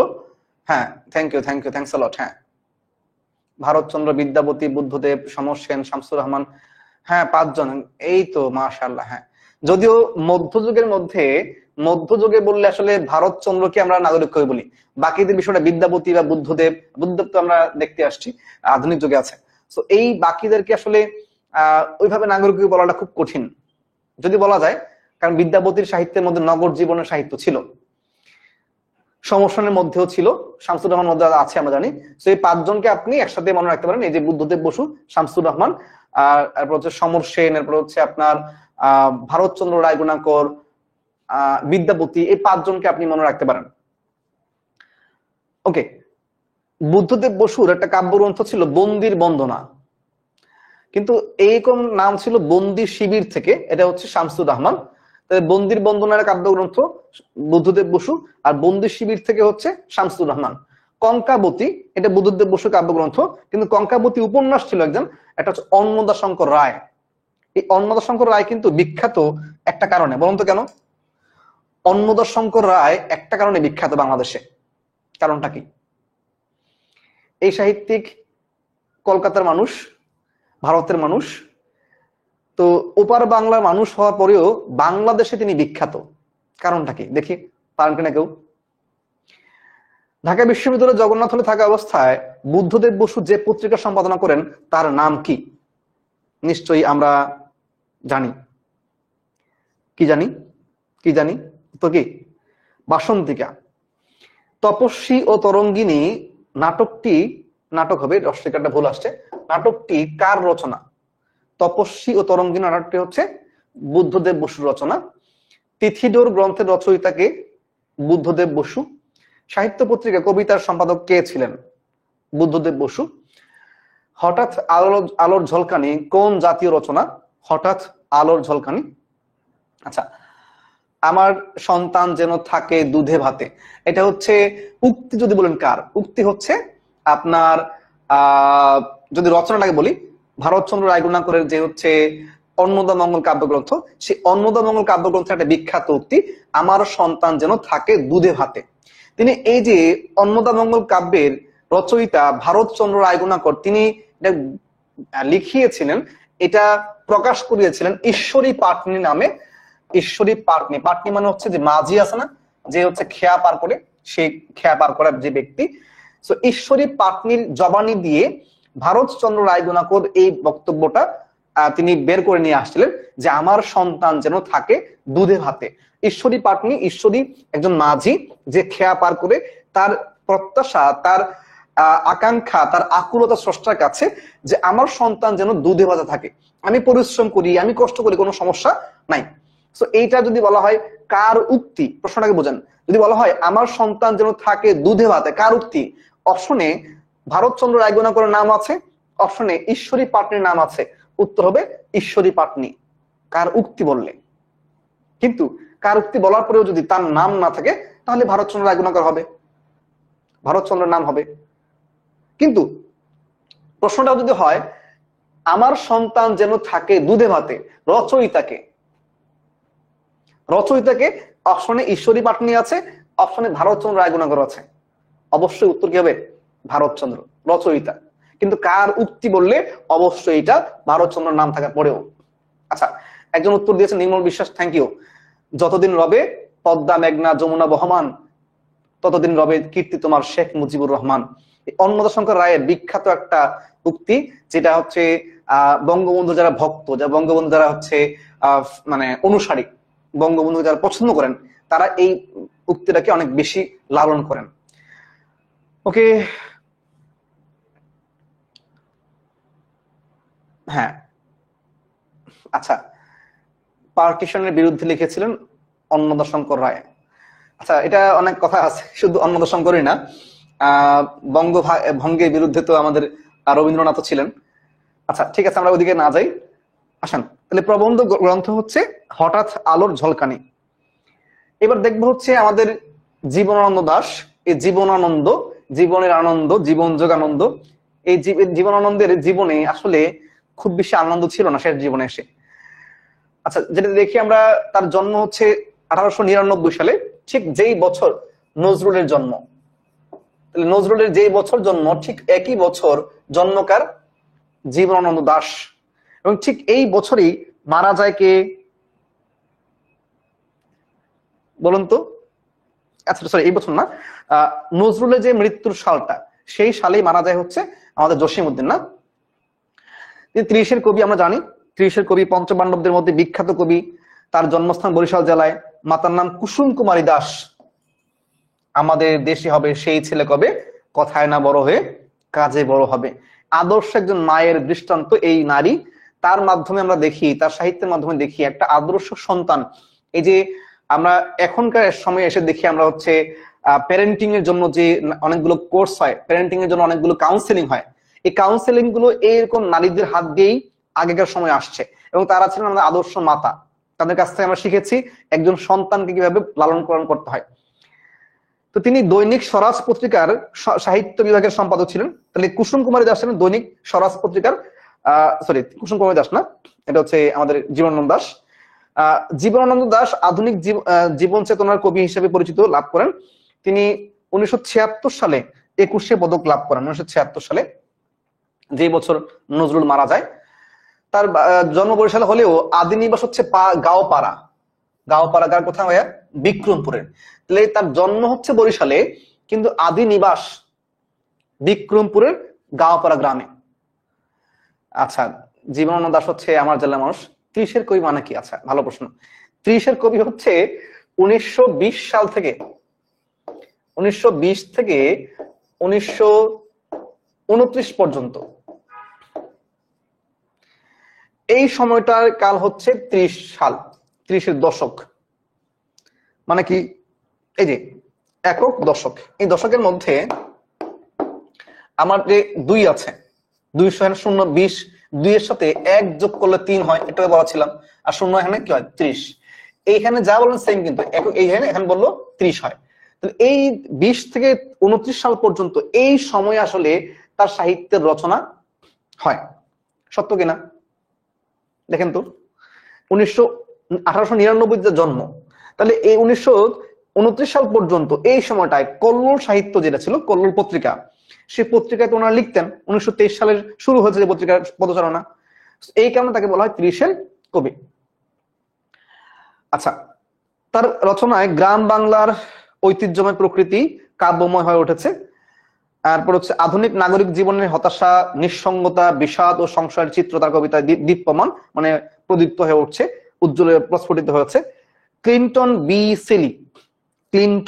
বি সিলি জীবনানন্দ দাশের উপর পিএইচডি করেছেন। এটা পরীক্ষা আসছিল, 41st BCS আসছিল যে বাংলা সাহিত্যের কবির উপরে কোন সাহিত্যিক কি করেছেন? পিএইচডি করেছেন। আচ্ছা, দর্শক বুঝতে বলে হয়েছে, হ্যাঁ ঠিক আছে, নির্মলদা ঠিক আছে। তাহলে এই ব্যক্তি হচ্ছে জীবনানন্দ দাশের উপরে পিএইচডি করেছেন। তাহলে এই ব্যক্তিটা, এই সাহিত্যিকটা কিন্তু আমাদের খুব ছোট না, জীবনানন্দ নিশ্চয় না, কেউ আমরা কখনোই তাকে হেলো করে দেখি না।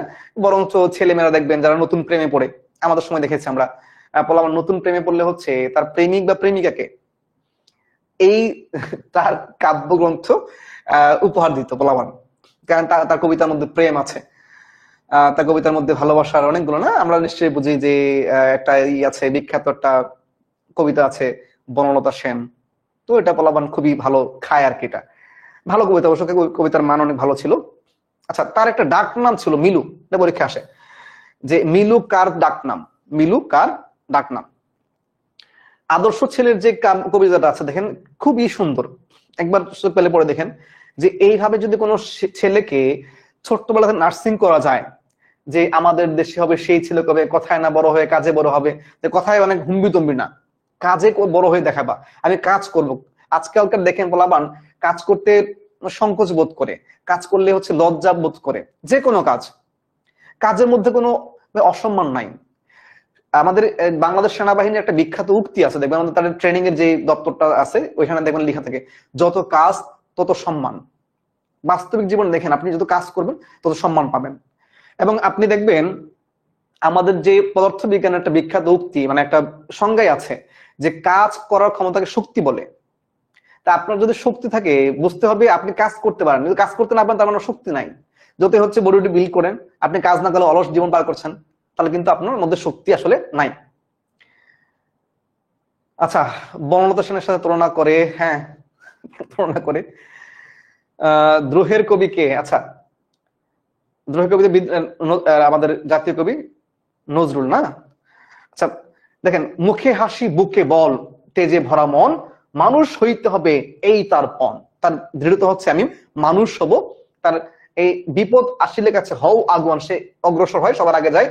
নাই কি শরীরে তবু রক্ত মাংস প্রাণ, বিপদ আসলে সামনে আগায় যাবে, শরীরে রক্ত মাংস প্রাণ নাই।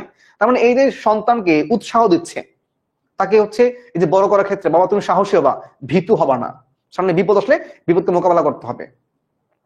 হাত পা সবারই আছে, মিছে কেন ভয়, চেতনা রয়েছে যার সে কি পরোয়, যার চেতনা আছে, যার হচ্ছে ন্যূনতম আমার স্মৃতি আছে, আমি চেতন, আমার মধ্যে জ্ঞান শক্তি আছে, আমি বুঝতেছি কি হইতেছে না হইতেছে, তাহলে আমি কি আর পরে থাকতে পারি? অবশ্যই কোনো সমস্যা আসলে তার মোকাবেলা করব। সে ছেলে কে চায় বলো কথায় কথায়, আসে যার চোখে জল মাথা ঘুরে যায়। যার একটুতে বিপদ আসলে তার চোখে কান্না করে সে, তার চোখে জল আসে, তার মাথা ঘুরায়, সহজে ভেঙে পড়ে, এইরকম সন্তান কোনো মা চায় না।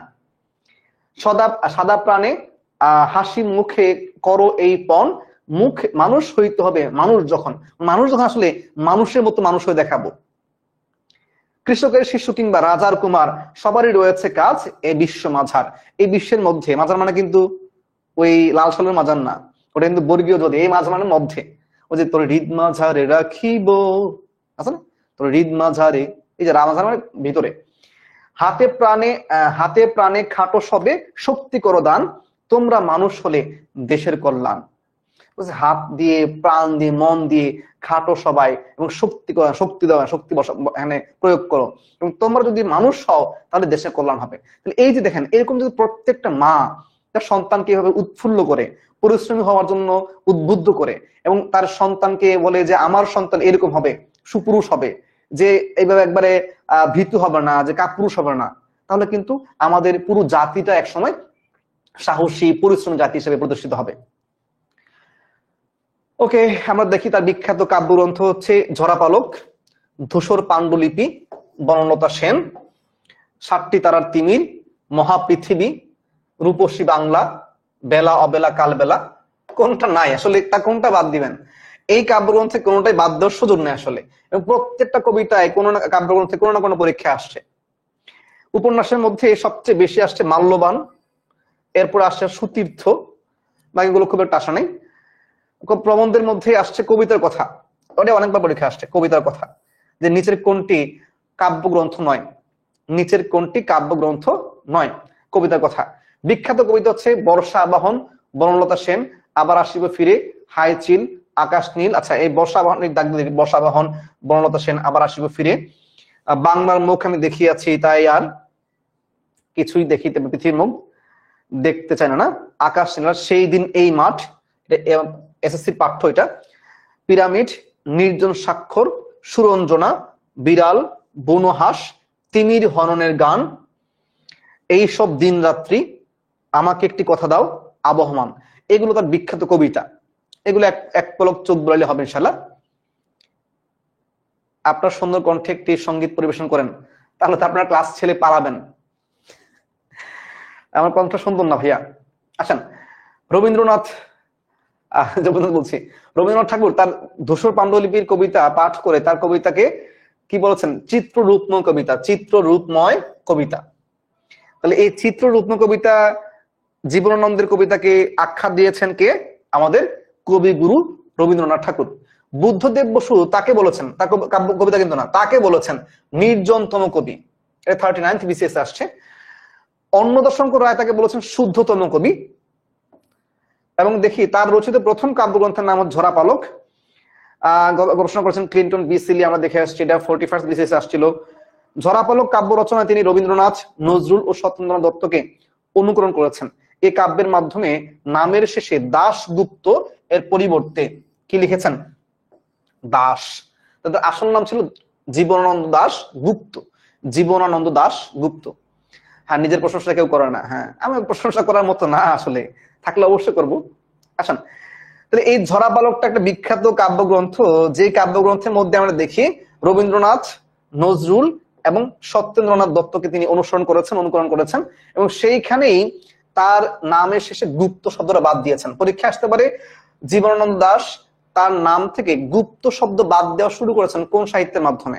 এটা হচ্ছে ঝরাপালক।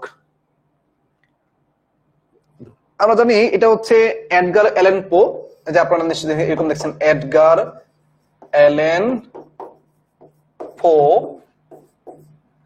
তার যে টু হেলেন কবিতা অবলম্বনে লেখা। তাহলে এই টু হেলেন এটার যে প্রেক্ষাপট ছিল বনলতা সেনের প্রেক্ষাপটও মানে কাহিনীটা প্রায় সেম। আবার আসিব ফিরে কবিতাটি আছে রূপসী বাংলা কাব্যগ্রন্থে। বিখ্যাত উক্তি, সকলেই কবি নন কেউ কেউ কবি, 44th পিসেস আসছে, সকলেই কবি নন কেউ কেউ কবি। এটা হচ্ছে কবিতার কথা, প্রবন্ধের মধ্যে ছিল এটা। চুল তার কবেকার অন্ধকার বিদিশার নিশা, এটা পারে না এরকম ছেলে পাওয়া খুবই কঠিন, মেয়েরাও জানে এটা। এটা হচ্ছে আমাদের জীবনানন্দের বিখ্যাত একটা চরণ। সিংহল সমুদ্র থেকে নিশীথের অন্ধকারের মালয়ের সাগরে ঘুরেছি, সুরঞ্জনা ওইখানে যেও না তুমি, গানই আছে একটা না, খুব ভালো পারে লোকজন। বাংলার মুখ আমি দেখিয়াছি তাই আমি পৃথিবীর রূপ খুঁজিতে যাই না। এই যে বিখ্যাত উক্তিগুলো আছে, কার উক্তি? এই উক্তিগুলো একবার চোখ বুলা নিলে ইনশাল্লাহ আমরা ভালো করতে পারবো। উপাধি আছে, উপাধিগুলো দেখে কি উপাধি হচ্ছে? রূপসী বাংলা কবি, প্রকৃতির কবি, ধূসরতার কবি, পরাবাস্তববাদী কবি, নির্জনতার কবি, বিপন্ন মানবতার নীলকণ্ঠের কবি, তিমির হননের কবি, ইতিহাস ও ঐতিহ্য সচেতনতা কবি। আর ছদ্মনাম হচ্ছে শ্রিং কালপুরুষ। শ্রিং এবং কালপুরুষ এটা পরীক্ষায় আসছে রিসেন্টলি কোন একটা পরীক্ষায়, যে কালপুরুষ কার ছদ্মনাম। একটা ব্যাংকের পরীক্ষা আসছিল যে কালপুরুষ কার ছদ্মনাম। সো এটা কিন্তু পরীক্ষায় আমাদের মাথায় রাখতে হবে। কোনটি উপন্যাস নয়? কোনটি? কবিতার কথা। কেন? এটা কি আসলে? প্রবন্ধ গ্রন্থ। 1899 সালে জন্মগ্রহণ করেছেন কোন দুজন কবি? দেখছেন পরীক্ষা আসছে 13 সালে। কোন দুজন কবি জন্মগ্রহণ করেছেন একই সালে? নজরুল এবং জীবনানন্দ।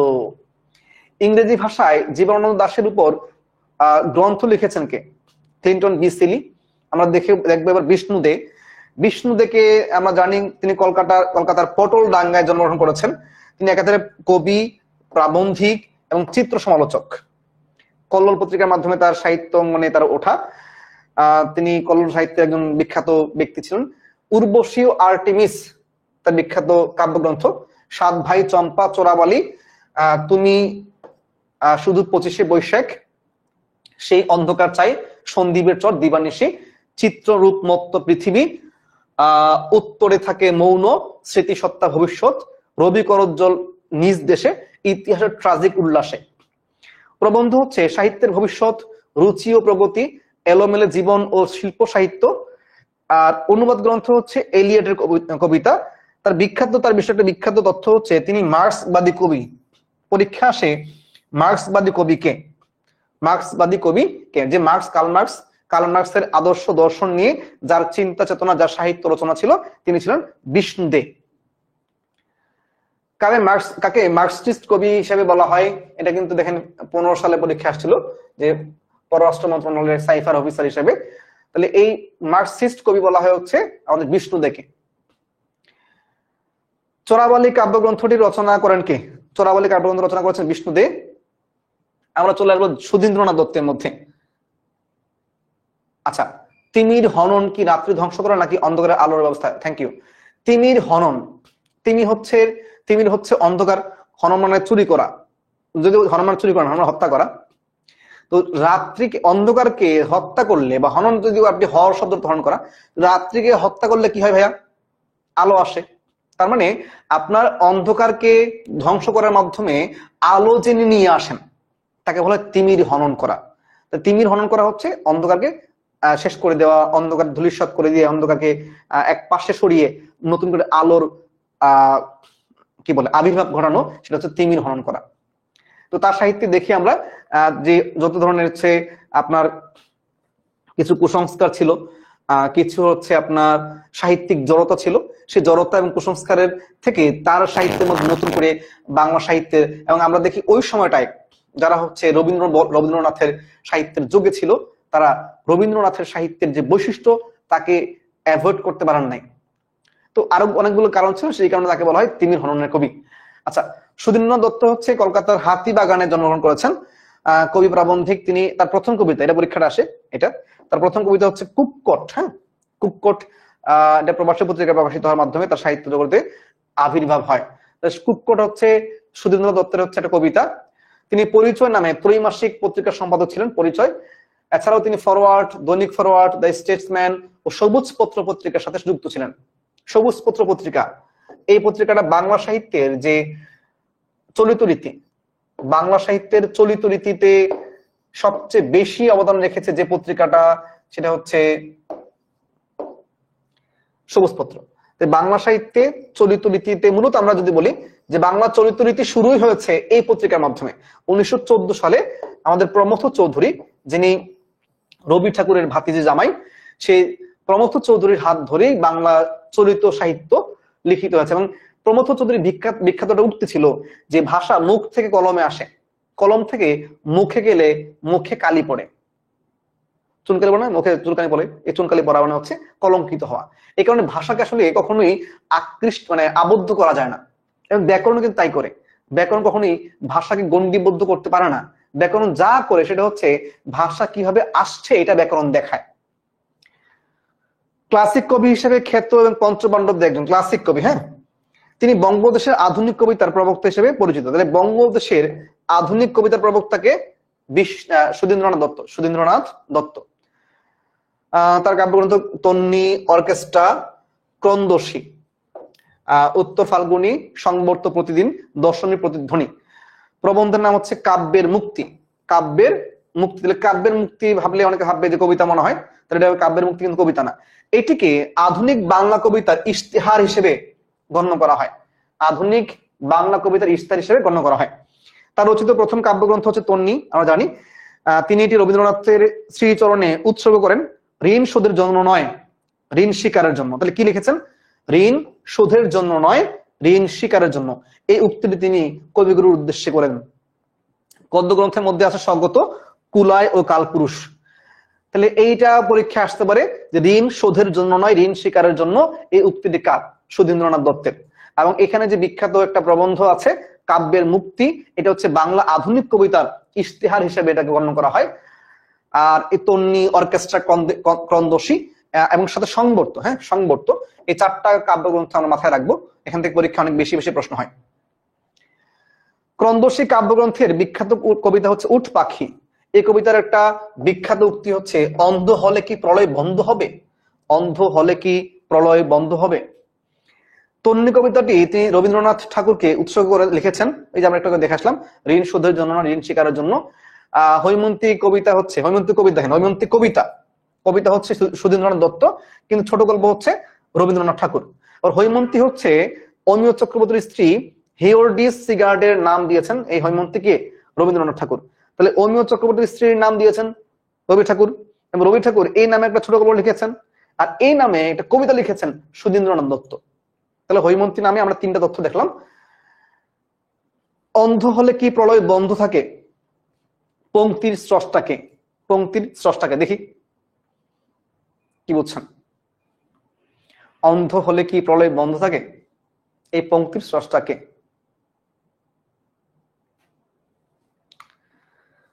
ওকে, কখনো উপন্যাস লেখেননি, কখনো উপন্যাস লেখেননি কে? সুধীন্দ্রনাথ। আমরা দেখি তার উপন্যাস আছে, তার উপন্যাস, তার উপন্যাস আছে। সুধীন্দ্রনাথ দত্ত একটা উপন্যাস আমরা পাই নাই। বুদ্ধির মুক্তি আন্দোলন, 16 শতকে ইউরোপে রেনেসাসের হাত ধরেই আবির্ভাব ঘটে এনলাইটমেন্ট যুগের, রেনেসাস যুগ বলি আমরা, যা বুদ্ধ মুক্ত বুদ্ধির দ্বার উন্মোচন করেছেন, তার মানে দরজা। ভারতীয় উপমহাদেশে জাগরণ এসেছিল 19 শতাব্দীতে। সেই জাগরণ বা রেনেসাস ছিল খণ্ডিত। মূলত হিন্দু মধ্যবিত্তের বিকাশ সাধিত হয়েছিল এ জাগরণে। হিন্দু কলেজ ও সংস্কৃত কলেজে হয়ে ওঠে নতুন চিন্তা ও দর্শন চর্চার কেন্দ্র। রামমোহন, বিদ্যাসাগর, বঙ্কিম, বিবেকানন্দ প্রমুখ ছিলেন এই নবজাগরণের অগ্রদূত।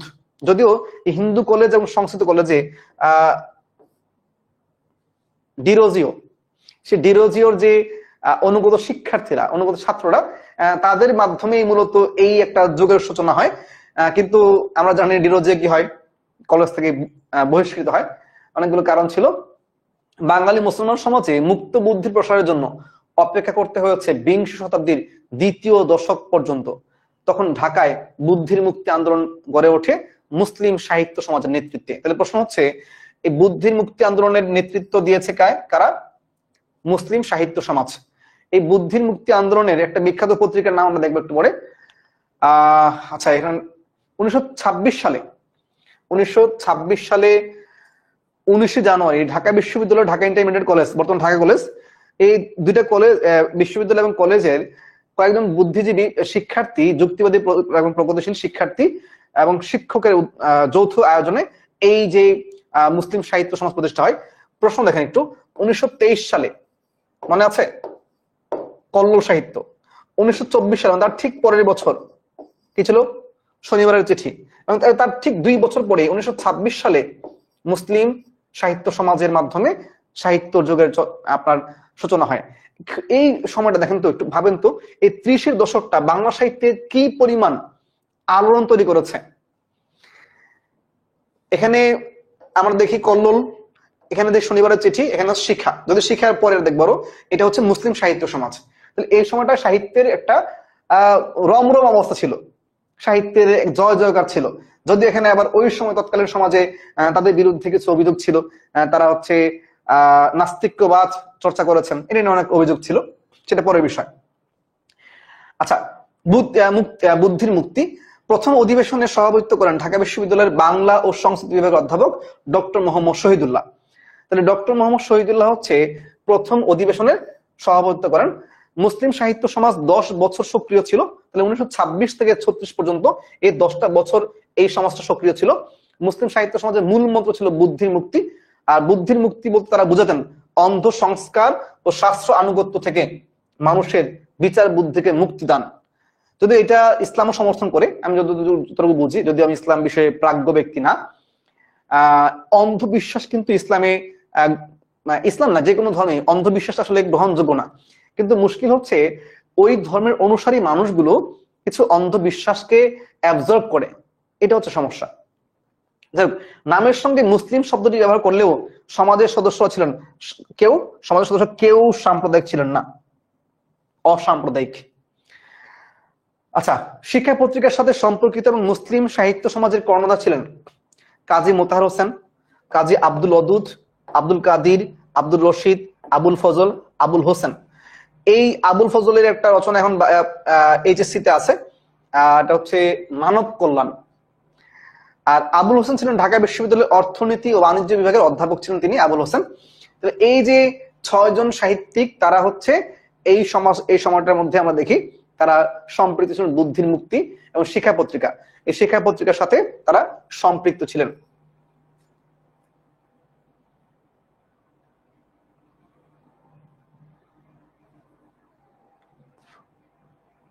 আচ্ছা, মুসলিম সাহিত্য সমাজের বার্ষিক মুখপত্র ছিল শিক্ষা। তাহলে এটা প্রকাশিত কতদিন পর পর হয়? 1 বছর পর পরে। প্রথম প্রকাশিত হয় 1927 সালে। তাহলে 26 সালে আমাদের মুসলিম সাহিত্য সমাজ প্রতিষ্ঠা হয়।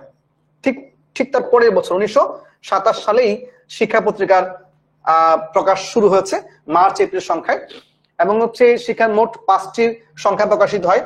শিক্ষার মুখ বাণী ছিল জ্ঞান যেখানে সীমাবদ্ধ, বুদ্ধি যেখানে আড়ষ্ট পর্যন্ত একবারে জবুথ অবস্থায়, মুক্তি সেখানে অসম্ভব। তাহলে জ্ঞান এবং বুদ্ধি মুক্তির জন্য জ্ঞানের সীমাবদ্ধতা রাখা যাবে না, সকল জ্ঞানই আমাকে নিতে হবে, এবং বুদ্ধিতে কখনোই আড়ষ্টতা রাখা যাবে না, এই বুদ্ধি উন্মুক্ত হওয়া লাগবে, মুক্ত হওয়া লাগবে। লেখকবৃন্দের মধ্যে আমরা দেখি এখানে মোতাহার হোসেন চৌধুরী এবং এম আব্দুল হক, এবং আগে যারা উল্লেখ করেছি এই 6 জন ব্যক্তির নাম এখানে আসবে শিক্ষা পত্রিকার মধ্যে।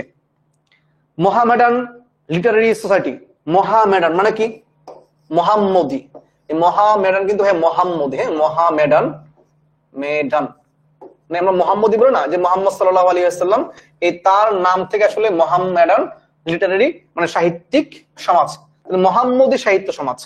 যদি আপনি খুব সহজ বাংলায় বলেন মোহাম্মদী সাহিত্য সমাজ, তার মানে এই সাহিত্য সমাজটা মোহাম্মদ সাল্লাল্লাহু আলাইহি ওয়াসাল্লামকে কেন্দ্র করে করা, যদিও নামটা এটা, কিন্তু মোহাম্মদ সাল্লাল্লাহু আলাইহি ওয়াসাল্লামের মধ্যেই সীমাবদ্ধ ছিলেন না। প্রতিষ্ঠা, এই সোসাইটির একটি সামাজিক সংগঠন মোহামেডান, এটা হচ্ছে একটা সামাজিক সংগঠন। 1863 সালে নওয়াব আব্দুল লতিফ কর্তৃক কলকাতায় প্রতিষ্ঠিত হয়। নওয়াব আব্দুল লতিফ, এই আব্দুল লতিফের নামে ঢাকা বিশ্ববিদ্যালয়ে একটা সিনেট ভবন আছে। ঢাকা বিশ্ববিদ্যালয় সিনেট ভবন যেটা, ওটার নাম তার নামেই নামকরণ করা হয়েছে, এবং তার অনেক অবদান আছে ঢাকা বিশ্ববিদ্যালয় প্রতিষ্ঠার পিছনে। নওয়াব আব্দুল লতিফের কলকাতার 16 নম্বর তালতলার বাসভবন ছিল এই যে এই সোসাইটির একটা যে এটা সদর দপ্তরটা ছিল তার বাসভবনে কলকাতায়। বাংলার ছোট লাটকে সোসাইটির পৃষ্ঠপোষক করা হয়েছিল।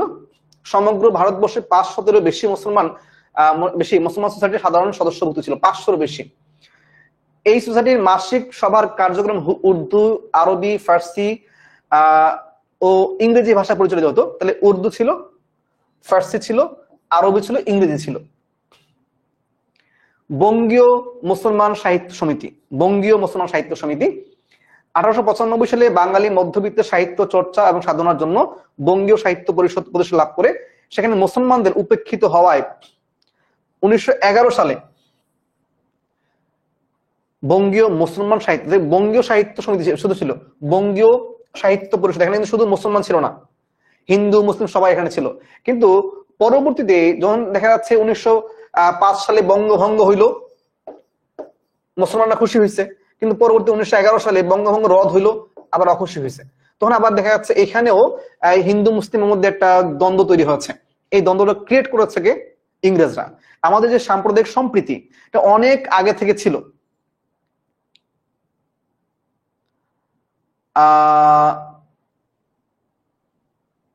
আচ্ছা, বইয়ে 1893 দেওয়া আছে, আর এখন হচ্ছে 95 থাকে, দুটা কি? আচ্ছা, আমি 95 জানি। আচ্ছা, আপনি প্রয়োজন একটু চেক করে নেন, আমি প্রয়োজন চেক করে দিব। এটা 1895 আমি জানি, 93 হলে আমি এটা মাথায় রাখলাম যে এই বঙ্গীয় সাহিত্য পরিষদ কত সালে প্রতিষ্ঠা লাভ করে। বাংলা একাডেমির যে বইটা আছে সেখান থেকে আমি চেক করে আবার দেখাবো। হ্যাঁ, ওকে। তো বঙ্গীয় মুসলমান সাহিত্য সমিতি হচ্ছে প্রতিষ্ঠা লাভ করে 1911 সালে। কলকাতায় অবস্থানত মুসলমান ছাত্রদের গঠিত একটি সাহিত্য সংগঠন। এটি মুসলমান ছাত্ররা এটা প্রতিষ্ঠা লাভ করেন এটাকে। এর অন্যতম সদস্য ছিলেন শহীদুল্লাহ, মুজাম্মুল হক, ইমদাদুল হক, আকরাম খা, মৌলভী আব্দুল করিম, কমরেড মুজাফফর আহমদ, বঙ্গবন্ধু কাজী নজরুলের এখন বন্ধু, খুবই ঘনিষ্ঠ জন ছিলেন। এই সমিতির পত্রিকা ছিল বঙ্গীয় মুসলিম সাহিত্য পত্রিকা, বঙ্গীয় মুসলিম সাহিত্য পত্রিকা, যা কলকাতার 32 নম্বর কলেজ স্ট্রিট থেকে প্রকাশিত হতো। এবং এই কাজী ইমদাদুল হকের একটা বিখ্যাত উপন্যাস আছে আব্দুল্লাহ, এগুলো আমরা আস্তে আস্তে দেখে নিব সামনে। গুরুত্বপূর্ণ সাহিত্যিক কাজী মোতাহার হোসেন, কুষ্টিয়া জেলার কুমারখালীর লক্ষ্মীপুর গ্রামে, তার জন্ম। পৈতৃক নিবাস হচ্ছে বাগমারা পাংশা রাজবাড়ি। তাহলে তার পৈতৃক নিবাস হচ্ছে রাজবাড়িতে, কিন্তু জন্ম হচ্ছে কোথায়? কুষ্টিয়াতে। তিনি ঢাকা বিশ্ববিদ্যালয়ের পদার্থ বিজ্ঞান বিভাগের শিক্ষক ছিলেন। তিনি শিক্ষা পত্রিকার সম্পাদক ছিলেন। কাজী মোতাহার হোসেন হচ্ছে ঢাকা বিশ্ববিদ্যালয়ের শিক্ষা পত্রিকার একজন সম্পাদক এবং হচ্ছে ঢাকা বিশ্ববিদ্যালয়ের পদার্থ বিজ্ঞানের সম্পাদক, শিক্ষক এবং শিক্ষা পত্রিকার সম্পাদকদের মধ্যে একজন ছিলেন। তিনি উপমহাদেশের মধ্যে শ্রেষ্ঠ দাবারু এবং বাংলা একাডেমির প্রতিষ্ঠাতা সদস্য ছিলেন। শিক্ষা পত্রিকার দ্বিতীয় ও তৃতীয় বর্ষের তিনি সম্পাদক ছিলেন। তার ছেলে কাজী আনোয়ার হোসেন, যে মাসুদ রানার স্রষ্টা, মাসুদ রানা নামে যেটা জনপ্রিয় সিরিজ আছে সেই সিরিজের তিনি স্রষ্টা। সৈয়দ কাজী আনোয়ার হোসেন মারা গিয়েছেন না। প্রবন্ধ সঞ্চয়ন, তার প্রথম প্রবন্ধ এটা। সেই পথ লক্ষ্য করে নজরুল কাব্য পরিচিতি, আলোক বিজ্ঞান, সিম্পোজিয়াম, গণিত শাস্ত্রের ইতিহাস। তিনি ঢাকায় মুসলিম সাহিত্য সমাজের প্রতিষ্ঠাতা। ঢাকায় মুসলিম সাহিত্য সমাজের প্রতিষ্ঠাতা কে? এটা তো আমরা জানি। এই মুসলিম সাহিত্য সমাজ প্রতিষ্ঠাতা কোথায়? এবং এটা প্রকাশিত হইতো কলকাতা থেকে, কিন্তু ঢাকাতে তাহলে মুসলিম সাহিত্য সমাজ প্রতিষ্ঠা করেছেন কাজী মোতাহার হোসেন। কাজী আব্দুল ওয়াদুদের বাড়ি হচ্ছে রাজবাড়িতে, তার জন্ম। তার সাহিত্যকর্ম হচ্ছে গল্পগ্রন্থ হচ্ছে মিল পরিবার, নদীবক্ষে আজাদ। আচ্ছা, এই নদীবক্ষটা দেখবো আমরা। উপন্যাস আজাদ হচ্ছে প্রবন্ধ হচ্ছে শাশ্বত বঙ্গ, সমাজ সাহিত্য নবপর্যায়, বাংলা জাগরণ, আজকার কথা, স্বাধীনতা দানের উপহার, হিন্দু মুসলমানের বিরোধ, হযরত মুহাম্মদ ইসলাম, নজরুল প্রতিভা, কবিগুরু গেটে। নাটক হচ্ছে পথ ও বিপদ, মানব বন্ধু, সম্পাদিত পত্রিকা সংকল্প তরুণ পত্র। আর অভিধান হচ্ছে ব্যবহারিক শব্দকোষ। আবুল ফজল চট্টগ্রাম সাতকানিয়ার মানুষ, তিনি বুদ্ধির মুক্তি আন্দোলনের কর্ণধার ছিলেন। তার বিখ্যাত উপন্যাস চৌচির, রাঙ্গা প্রভাত, সাহসিকা, প্রদীপ ও পতঙ্গ, এই 4টে পড়তে হবে। গল্পগ্রন্থ হচ্ছে মাটির পৃথিবী, মৃতের আত্মহত্যা। প্রবন্ধ হচ্ছে বিচিত্র কথা। এরপর হচ্ছে শেখ মুজিব তাকে যেমন দেখেছে, 21 মানে মাথা মতো না করা, মানবতন্ত্র, ও শুভ বুদ্ধি। আত্মজীবনী হচ্ছে দুর্দিনের দিনলিপি, রেখাচিত্র এবং লেখকের রোজনামচা। তাহলে এইগুলো হচ্ছে একটু গুরুত্ব দিয়ে দেখবো আমরা। তাহলে লেখকের রোজনামচা কার? আবুল ফজল। তাহলে কারাগারের রোজনামচা কার? কারাগারের রোজনামচা কার? বঙ্গবন্ধু না? ওকে। আবুল হোসেন হচ্ছে যশোরের পানিসারা গ্রামে তার জন্ম। যশোরের পানিসারা গ্রামে তার জন্ম। তিনি বুদ্ধির মুক্তি আন্দোলনের সাথে জড়িত ছিলেন। ক্যান্সার আক্রান্ত হয়ে কলকাতায় মারা যান। শিক্ষা পত্রিকার প্রথম সংখ্যার সম্পাদক। শিক্ষা পত্রিকার প্রথম সংখ্যার সম্পাদক কে? আবুল হোসেন। বাঙালি মুসলমানদের শিক্ষা সমস্যা, মুসলিম কালচার, বাংলার নদী সমস্যা, বাংলার বলশি, শতকরা 45-এর জের, নিষিদ্ধের বিড়ম্বনা। কাজী ইমদাদুল হকের মধ্যে আমরা জানি তার বাড়ি হচ্ছে খুলনার পাইক গাছে তার জন্ম।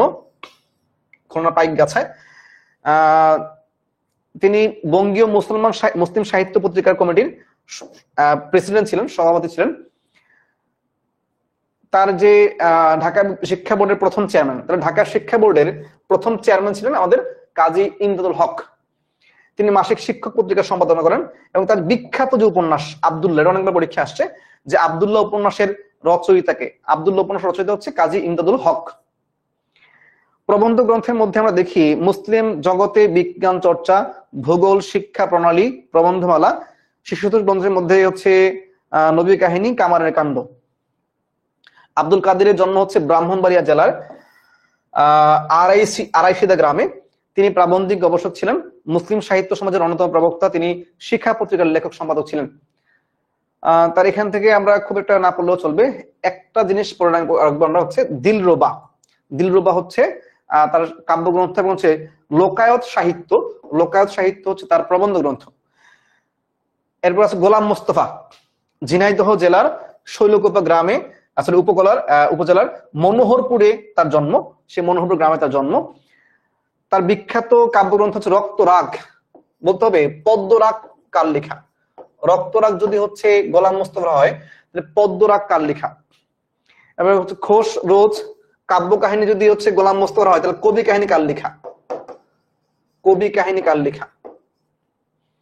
সাহারা, বুলবুলিস্তান, বনি আদম, হাসনা হেনা, গীতি সঞ্চয়ন। উপন্যাস হচ্ছে রূপের নেশা, ভাঙ্গা বুক, এক মন এক প্রাণ। গদ্য গ্রন্থ হচ্ছে ইসলাম ও কমিউনিজম, ইসলাম ও জিহাদ, আমার চিন্তাধারা। জীবনী গ্রন্থ হচ্ছে বিশ্ব নবী এবং মরু দুলাল। বিশ্ব নবী এবং মরু দুলাল। গুড, মাশাআল্লাহ। হ্যাঁ, তাহলে এই রক্তরাগ হচ্ছে গোলাম মুস্তফার, পদ্মরাগকার বেগম রোকেয়া।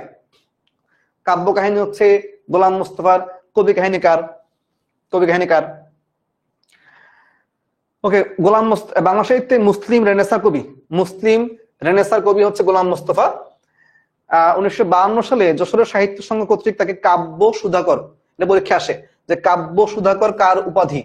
কাব্য সুধাকর কার উপাধি? মাশাআল্লাহ, হ্যাঁ ফারজানা আপু ঠিক লিখেছেন। কবি কাহিনী হচ্ছে রবীন্দ্রনাথের রচনা। আচ্ছা, পাকিস্তান সরকার তাকে 1960 সালে সিতারা-ই ইমতিয়াজ উপাধি দিয়েছেন। রক্তরাগ প্রকাশিত হলে রবীন্দ্রনাথ ঠাকুর লিখেছেন, তব নব প্রভাতের রক্তরাগখানি মধ্যাহ্নে জাগায় যেন জ্যোতির্ময় বাণী। জ্যোতির্ময় হবে, তব নব প্রভাতের রক্তরাগখানি মধ্যাহ্নে জাগায় যেন জ্যোতির্ময় বাণী। এটা পরীক্ষা আসে যে এই উক্তিটি কে লিখেছেন, কাকে উদ্দেশ্য করে লিখেছেন। কায়কবাদের আসল নাম কাজেম আল কুরাইশি। এটা কুরাইশি লিখে, অনেকে কুরাইশি লিখে। আধুনিক বাংলা সাহিত্যের প্রথম মুসলিম কবি তিনি। আধুনিক কিন্তু, হ্যাঁ, আধুনিক বাংলা সাহিত্যের প্রথম মুসলিম কবি, প্রথম মুসলিম সনেট রচয়িতা, প্রথম মুসলিম মহাকাব্য রচয়িতা। মুসলিম বললে কবি বলুক, আধুনিকের মধ্যে মহাকাব্য বলুক, সনেট বলুক, নাম কে? কায়কবাদ। 1857 সালে নবাবগঞ্জ থানার অধীনে আগলা পূর্বপাড়া গ্রামে তার জন্ম। 1932 সালে কলকাতায় অনুষ্ঠিত বঙ্গীয় মুসলিম সাহিত্য সমাজ সম্মেলনে তিনি সভাপতিত্ব করেন। তার যে নিখিল ভারত সাহিত্য সংঘ তাকে দিয়ে হচ্ছে উপাধি দিয়েছেন কাব্যভূষণ, বিদ্যাভূষণ এবং সাহিত্য রত্ন। তাহলে কাব্যভূষণ, বিদ্যাভূষণ, সাহিত্য রত্ন এগুলো কার উপাধি? এগুলো হচ্ছে আমাদের কায়কবাদের উপাধি। কায়কবাদের বিখ্যাত কাব্যগ্রন্থ হচ্ছে বিরহ বিলাপ। মাত্র 13 বছর বয়সে এটা তিনি প্রকাশ করেন। মহাকাব্য ধর্মী রচনা হচ্ছে মহাশ্মশান, আমরা দেখে আসছি একটু আগে, যেটা হচ্ছে পানিপথের তৃতীয় যুদ্ধ অবলম্বনে লেখা। 3টি খণ্ডে এবং 60টি স্বর্গে, স্বর্গ মানে হচ্ছে পর্ব আর কি, 60টি স্বর্গে বিস্তৃত এই মহাকাব্যটি পানিপথের তৃতীয় যুদ্ধ অবলম্বনে রচিত। মুনির চৌধুরীর কবর নাটকটি, মুনির চৌধুরীর কবর যে নাটক আছে, সেই নাটকটির কাহিনী এই মহাকাব্য থেকে নেওয়া হয়েছে। বিখ্যাত কবিতা আজান, কে ওই শোনালো মোর আজানের ধ্বনি, মর্মে মর্মে সেই সুর, বাজিল কি সুমধুর, আকুল হইল প্রাণ, নাচিল ধমনী। এই বিখ্যাত উক্তি আজান, এই যে বিখ্যাত কবিতা, এই বিখ্যাত কবিতার একটা বিখ্যাত চরণ এখানে উল্লেখ করা হলো। তার কাব্যগ্রন্থের মধ্যে আমরা দেখেছি বিরহ বিলাপ, কুসুম কানন, অশ্রুমালা, মহাশ্মশান, শিব মন্দির বা জীবন্ত সমাধি, অমিয় ধারা, মহররম শরীফ। মৃত্যুর পর প্রকাশিত হয়েছে প্রেমের বাণী, প্রেমের ফুল, প্রেম পারিজাত, মান্দাকিনী ধারা, গাউসে পাকের প্রেমের কুঞ্জ। কায়কবাদ কর্তৃক রচিত গ্রন্থ কোনটি? কায়কবাদ কর্তৃক রচিত গ্রন্থ কোনটি? দেখি দেখি দেখি। আচ্ছা, কবর একটা কবিতা আছে, আচ্ছা এটা মনে আগেও দেখছেন, সরি সরি এখানে দেখছেন, এটা মনে আগে স্লাইডও ভুল ছিল, আমি এটা চেক করে নেই। আগে যে সাইকেলও আমি মানে এটা ভুল উঠে গেছিল, এটা আমার চোখে পড়ে নেই, এবার আমি খুবই দুঃখিত। এই কবরটা হচ্ছে, কবর যে নাটকটা ভাষা আন্দোলনকে নিয়ে, কবর নাটক হচ্ছে ভাষা আন্দোলনকে কেন্দ্র করে। আর রক্তাক্ত প্রান্তর, যেটা রক্তাক্ত প্রান্তর, এটা দুইটাই হচ্ছে মুনির চৌধুরীর। রক্তাক্ত প্রান্তর যেই ইটি আছে, নাটকটি আছে, সে রক্তাক্ত প্রান্তরের নাটকটির রচয়িতা মুনির চৌধুরী। এইটার প্রেক্ষাপট নেওয়া হচ্ছে মহাশ্মশান থেকে। রক্তাক্ত প্রান্তর এইটার হচ্ছে প্রেক্ষাপট নেওয়া হয়েছে কোত্থেকে? মহাশ্মশান থেকে। তার মানে এইটাও রচনা হচ্ছে পানিপথের তৃতীয় যুদ্ধ অবলম্বনে। আর কবর যে নাটকটি আছে, এই কবর নাটকটি হচ্ছে ভাষা আন্দোলন কেন্দ্র করে, ভাষা আন্দোলন, ভাষা আন্দোলন। আমরা জানি যে ভাষা আন্দোলন যেই বছর হয়েছে তার ঠিক পরের বছর মানে 1953 সালে এটা প্রকাশিত হয়, এবং সেই বছরে কিন্তু ঢাকা কেন্দ্রীয় কারাগারের মধ্যে এটা মঞ্চায়িত হয়। আমরা জানি সেই মুনির চৌধুরী তার যে রাজনৈতিক গুরু, সেই রাজনৈতিক গুরুর অনুরোধে বা নির্দেশ ক্রমে তিনি কবর নাটকটি রচনা করে মঞ্চায়ন করেন। সেখানে মহিলাদের চরিত্রে সকল পুরুষরা মঞ্চ অভিনয় করে, কোনো মহিলা অস্তিত্ব ছিল না, কিন্তু মহিলা চরিত্র ছিল। ওকে, আমরা দেখবো হচ্ছে উপরের সবগুলি, মহাশ্মশান, অশ্রুমালা, অমিয় ধারা সবগুলোই কায়কবাদের রচনা। মাশাআল্লাহ, আপনারা অনেকে উত্তর দিয়েছেন ডি। মুসলিম সাহিত্য সমাজ প্রতিষ্ঠা লাভ করে কত সালে? মুসলিম সাহিত্য সমাজ আমরা বুঝতেই পারছি 23, 24 মনে আছে, এরপরে 26 না 27, 26 সাল। 27 সালে হচ্ছে শিক্ষা পত্রিকা আসলো। 26 সালে কয় তারিখ? 19 জানুয়ারি। 19 জানুয়ারি না? মাশাআল্লাহ। ঢাকার মুসলিম সাহিত্য সমাজের প্রতিষ্ঠাতা কোন খ্রিস্টাব্দে প্রতিষ্ঠা হচ্ছে? 1926 সালে। ঢাকার মুসলিম সাহিত্য সমাজের প্রধান লেখক ছিলেন কে? কাজী আব্দুল ওদুদ, আবুল হোসেন প্রমুখ। বাকিরা কিন্তু না। সো আমরা অনেকক্ষণ সময় নিয়েছি, আপনাদেরকে চেষ্টা করেছি একটু ভালো ভাবে এই পড়াটুকু হচ্ছে শেষ করে দেওয়ার জন্য। আশা করছি এই জায়গা থেকে যদি প্রশ্ন হয়, ইনশাল্লাহ আমাদের পরীক্ষায় কোনো ধরনের ব্যাক পেতে হবে না। সো আজকে ক্লাসটা কেমন ছিল? সবকিছু ঠিকঠাক ছিল কিনা? পড়াশোনা কেমন লেগেছে? উপস্থাপনা কেমন ছিল? কোনো পরামর্শ, কোনো অভিযোগ অনুযোগ থাকলে অবশ্যই 16910 জানাবেন। আর আজকে ক্লাসটা কেমন লেগেছে আমাকে জানিয়ে দেন, একটু আমি দেখে যাই, একটু মনের শান্তি নিয়ে যাই, অথবা নিজের বিষয়ে আত্মসমালোচনা নিয়ে যাব, যে হয়তো আমি আরো সুন্দর করে উপস্থাপন করতে পারতাম, কিছু জায়গাতে পরিবর্তন নিয়ে আসতে পারতাম, এগুলো হয়তো আসে নাই, এমনটা আমি ভাববো। যদি আপনারা আমাকে জানিয়ে দেন যে ভাই এইখানে আপনার একটু পরামর্শ, এইখানে পরামর্শ দিচ্ছি, ভাই হিসাবে, বোন হিসাবে দিতে পারেন। আর যদি মনে হয় না আলহামদুলিল্লাহ পারফেক্ট, সো পারফেক্ট লিখতে পারেন বা ভালো লিখতে পারেন, খারাপ ভালো সবগুলো অবশ্যই আমি জানতে চাই। আপনারা অবশ্যই অনেক ভালোবাসেন আমাকে, এই কারণে আমি দেখি আলহামদুলিল্লাহ ভালো ক্লাস বলছেন আপনারা। Thank you. ইকবাল ভাই বলছেন thank you, thanks a lot, welcome ভাইয়া। ফারজানা আপু বলছেন আলহামদুলিল্লাহ অনেক ভালো লেগেছে, বরাবরের মতোই, আলহামদুলিল্লাহ, thanks a lot. So proud of you বলছেন, proud of, thank you, thanks. এটা আমার জন্য অনেক বড় পাওয়া। আপনারা যে মন খুলে এই ভালোবাসা দিচ্ছেন, এটা আসলে খুব সহজে এই ভালোবাসা পাওয়া যায় না। This class is very beautiful বলছেন ইকবাল ভাই, thank you, thanks a lot. Okay, so যে কোনো পরামর্শ একেবারে নির্দ্বিধায় ভাববেন না যে আমি কষ্ট পাবো, বা এটা কিন্তু আমার জন্য অনেক বড় প্রাপ্তি। যদি আপনি আমাকে পরামর্শ দেন, আমি ভাববো যে এটা পরামর্শ কখন দেওয়া যায়, যখন আপনি আমার কল্যাণ ভাববেন, যে এই ফল্ট গুলো যেন না হয়। সো আমার কোনো ফল্ট বা কোনো জায়গায় ঘাটতি মনে হইলে অবশ্যই আমাকে জানাবেন, ভাই এই জায়গাতে একটু কাজ করতে হবে আপনাকে, আপনার এই জায়গাতে একটু পড়াশোনা করেন নাই বা কিছু একটা যদি মনে হয়। না হলে আলহামদুলিল্লাহ আমি তো বুঝবো, আলহামদুলিল্লাহ ভালো। জিহান রাজ ভাই বলছেন আলহামদুলিল্লাহ অনেক ভালো ছিল ভাইয়া, থ্যাংক ইউ, ধন্যবাদ বলছেন, স্বাগত ভাইয়া, থ্যাংক ইউ, থ্যাংকস আ লট। তাহলে আগামী ক্লাসে দেখা হচ্ছে, আপনারা সকলকে অনেক অনেক ধন্যবাদ। আসসালামু আলাইকুম।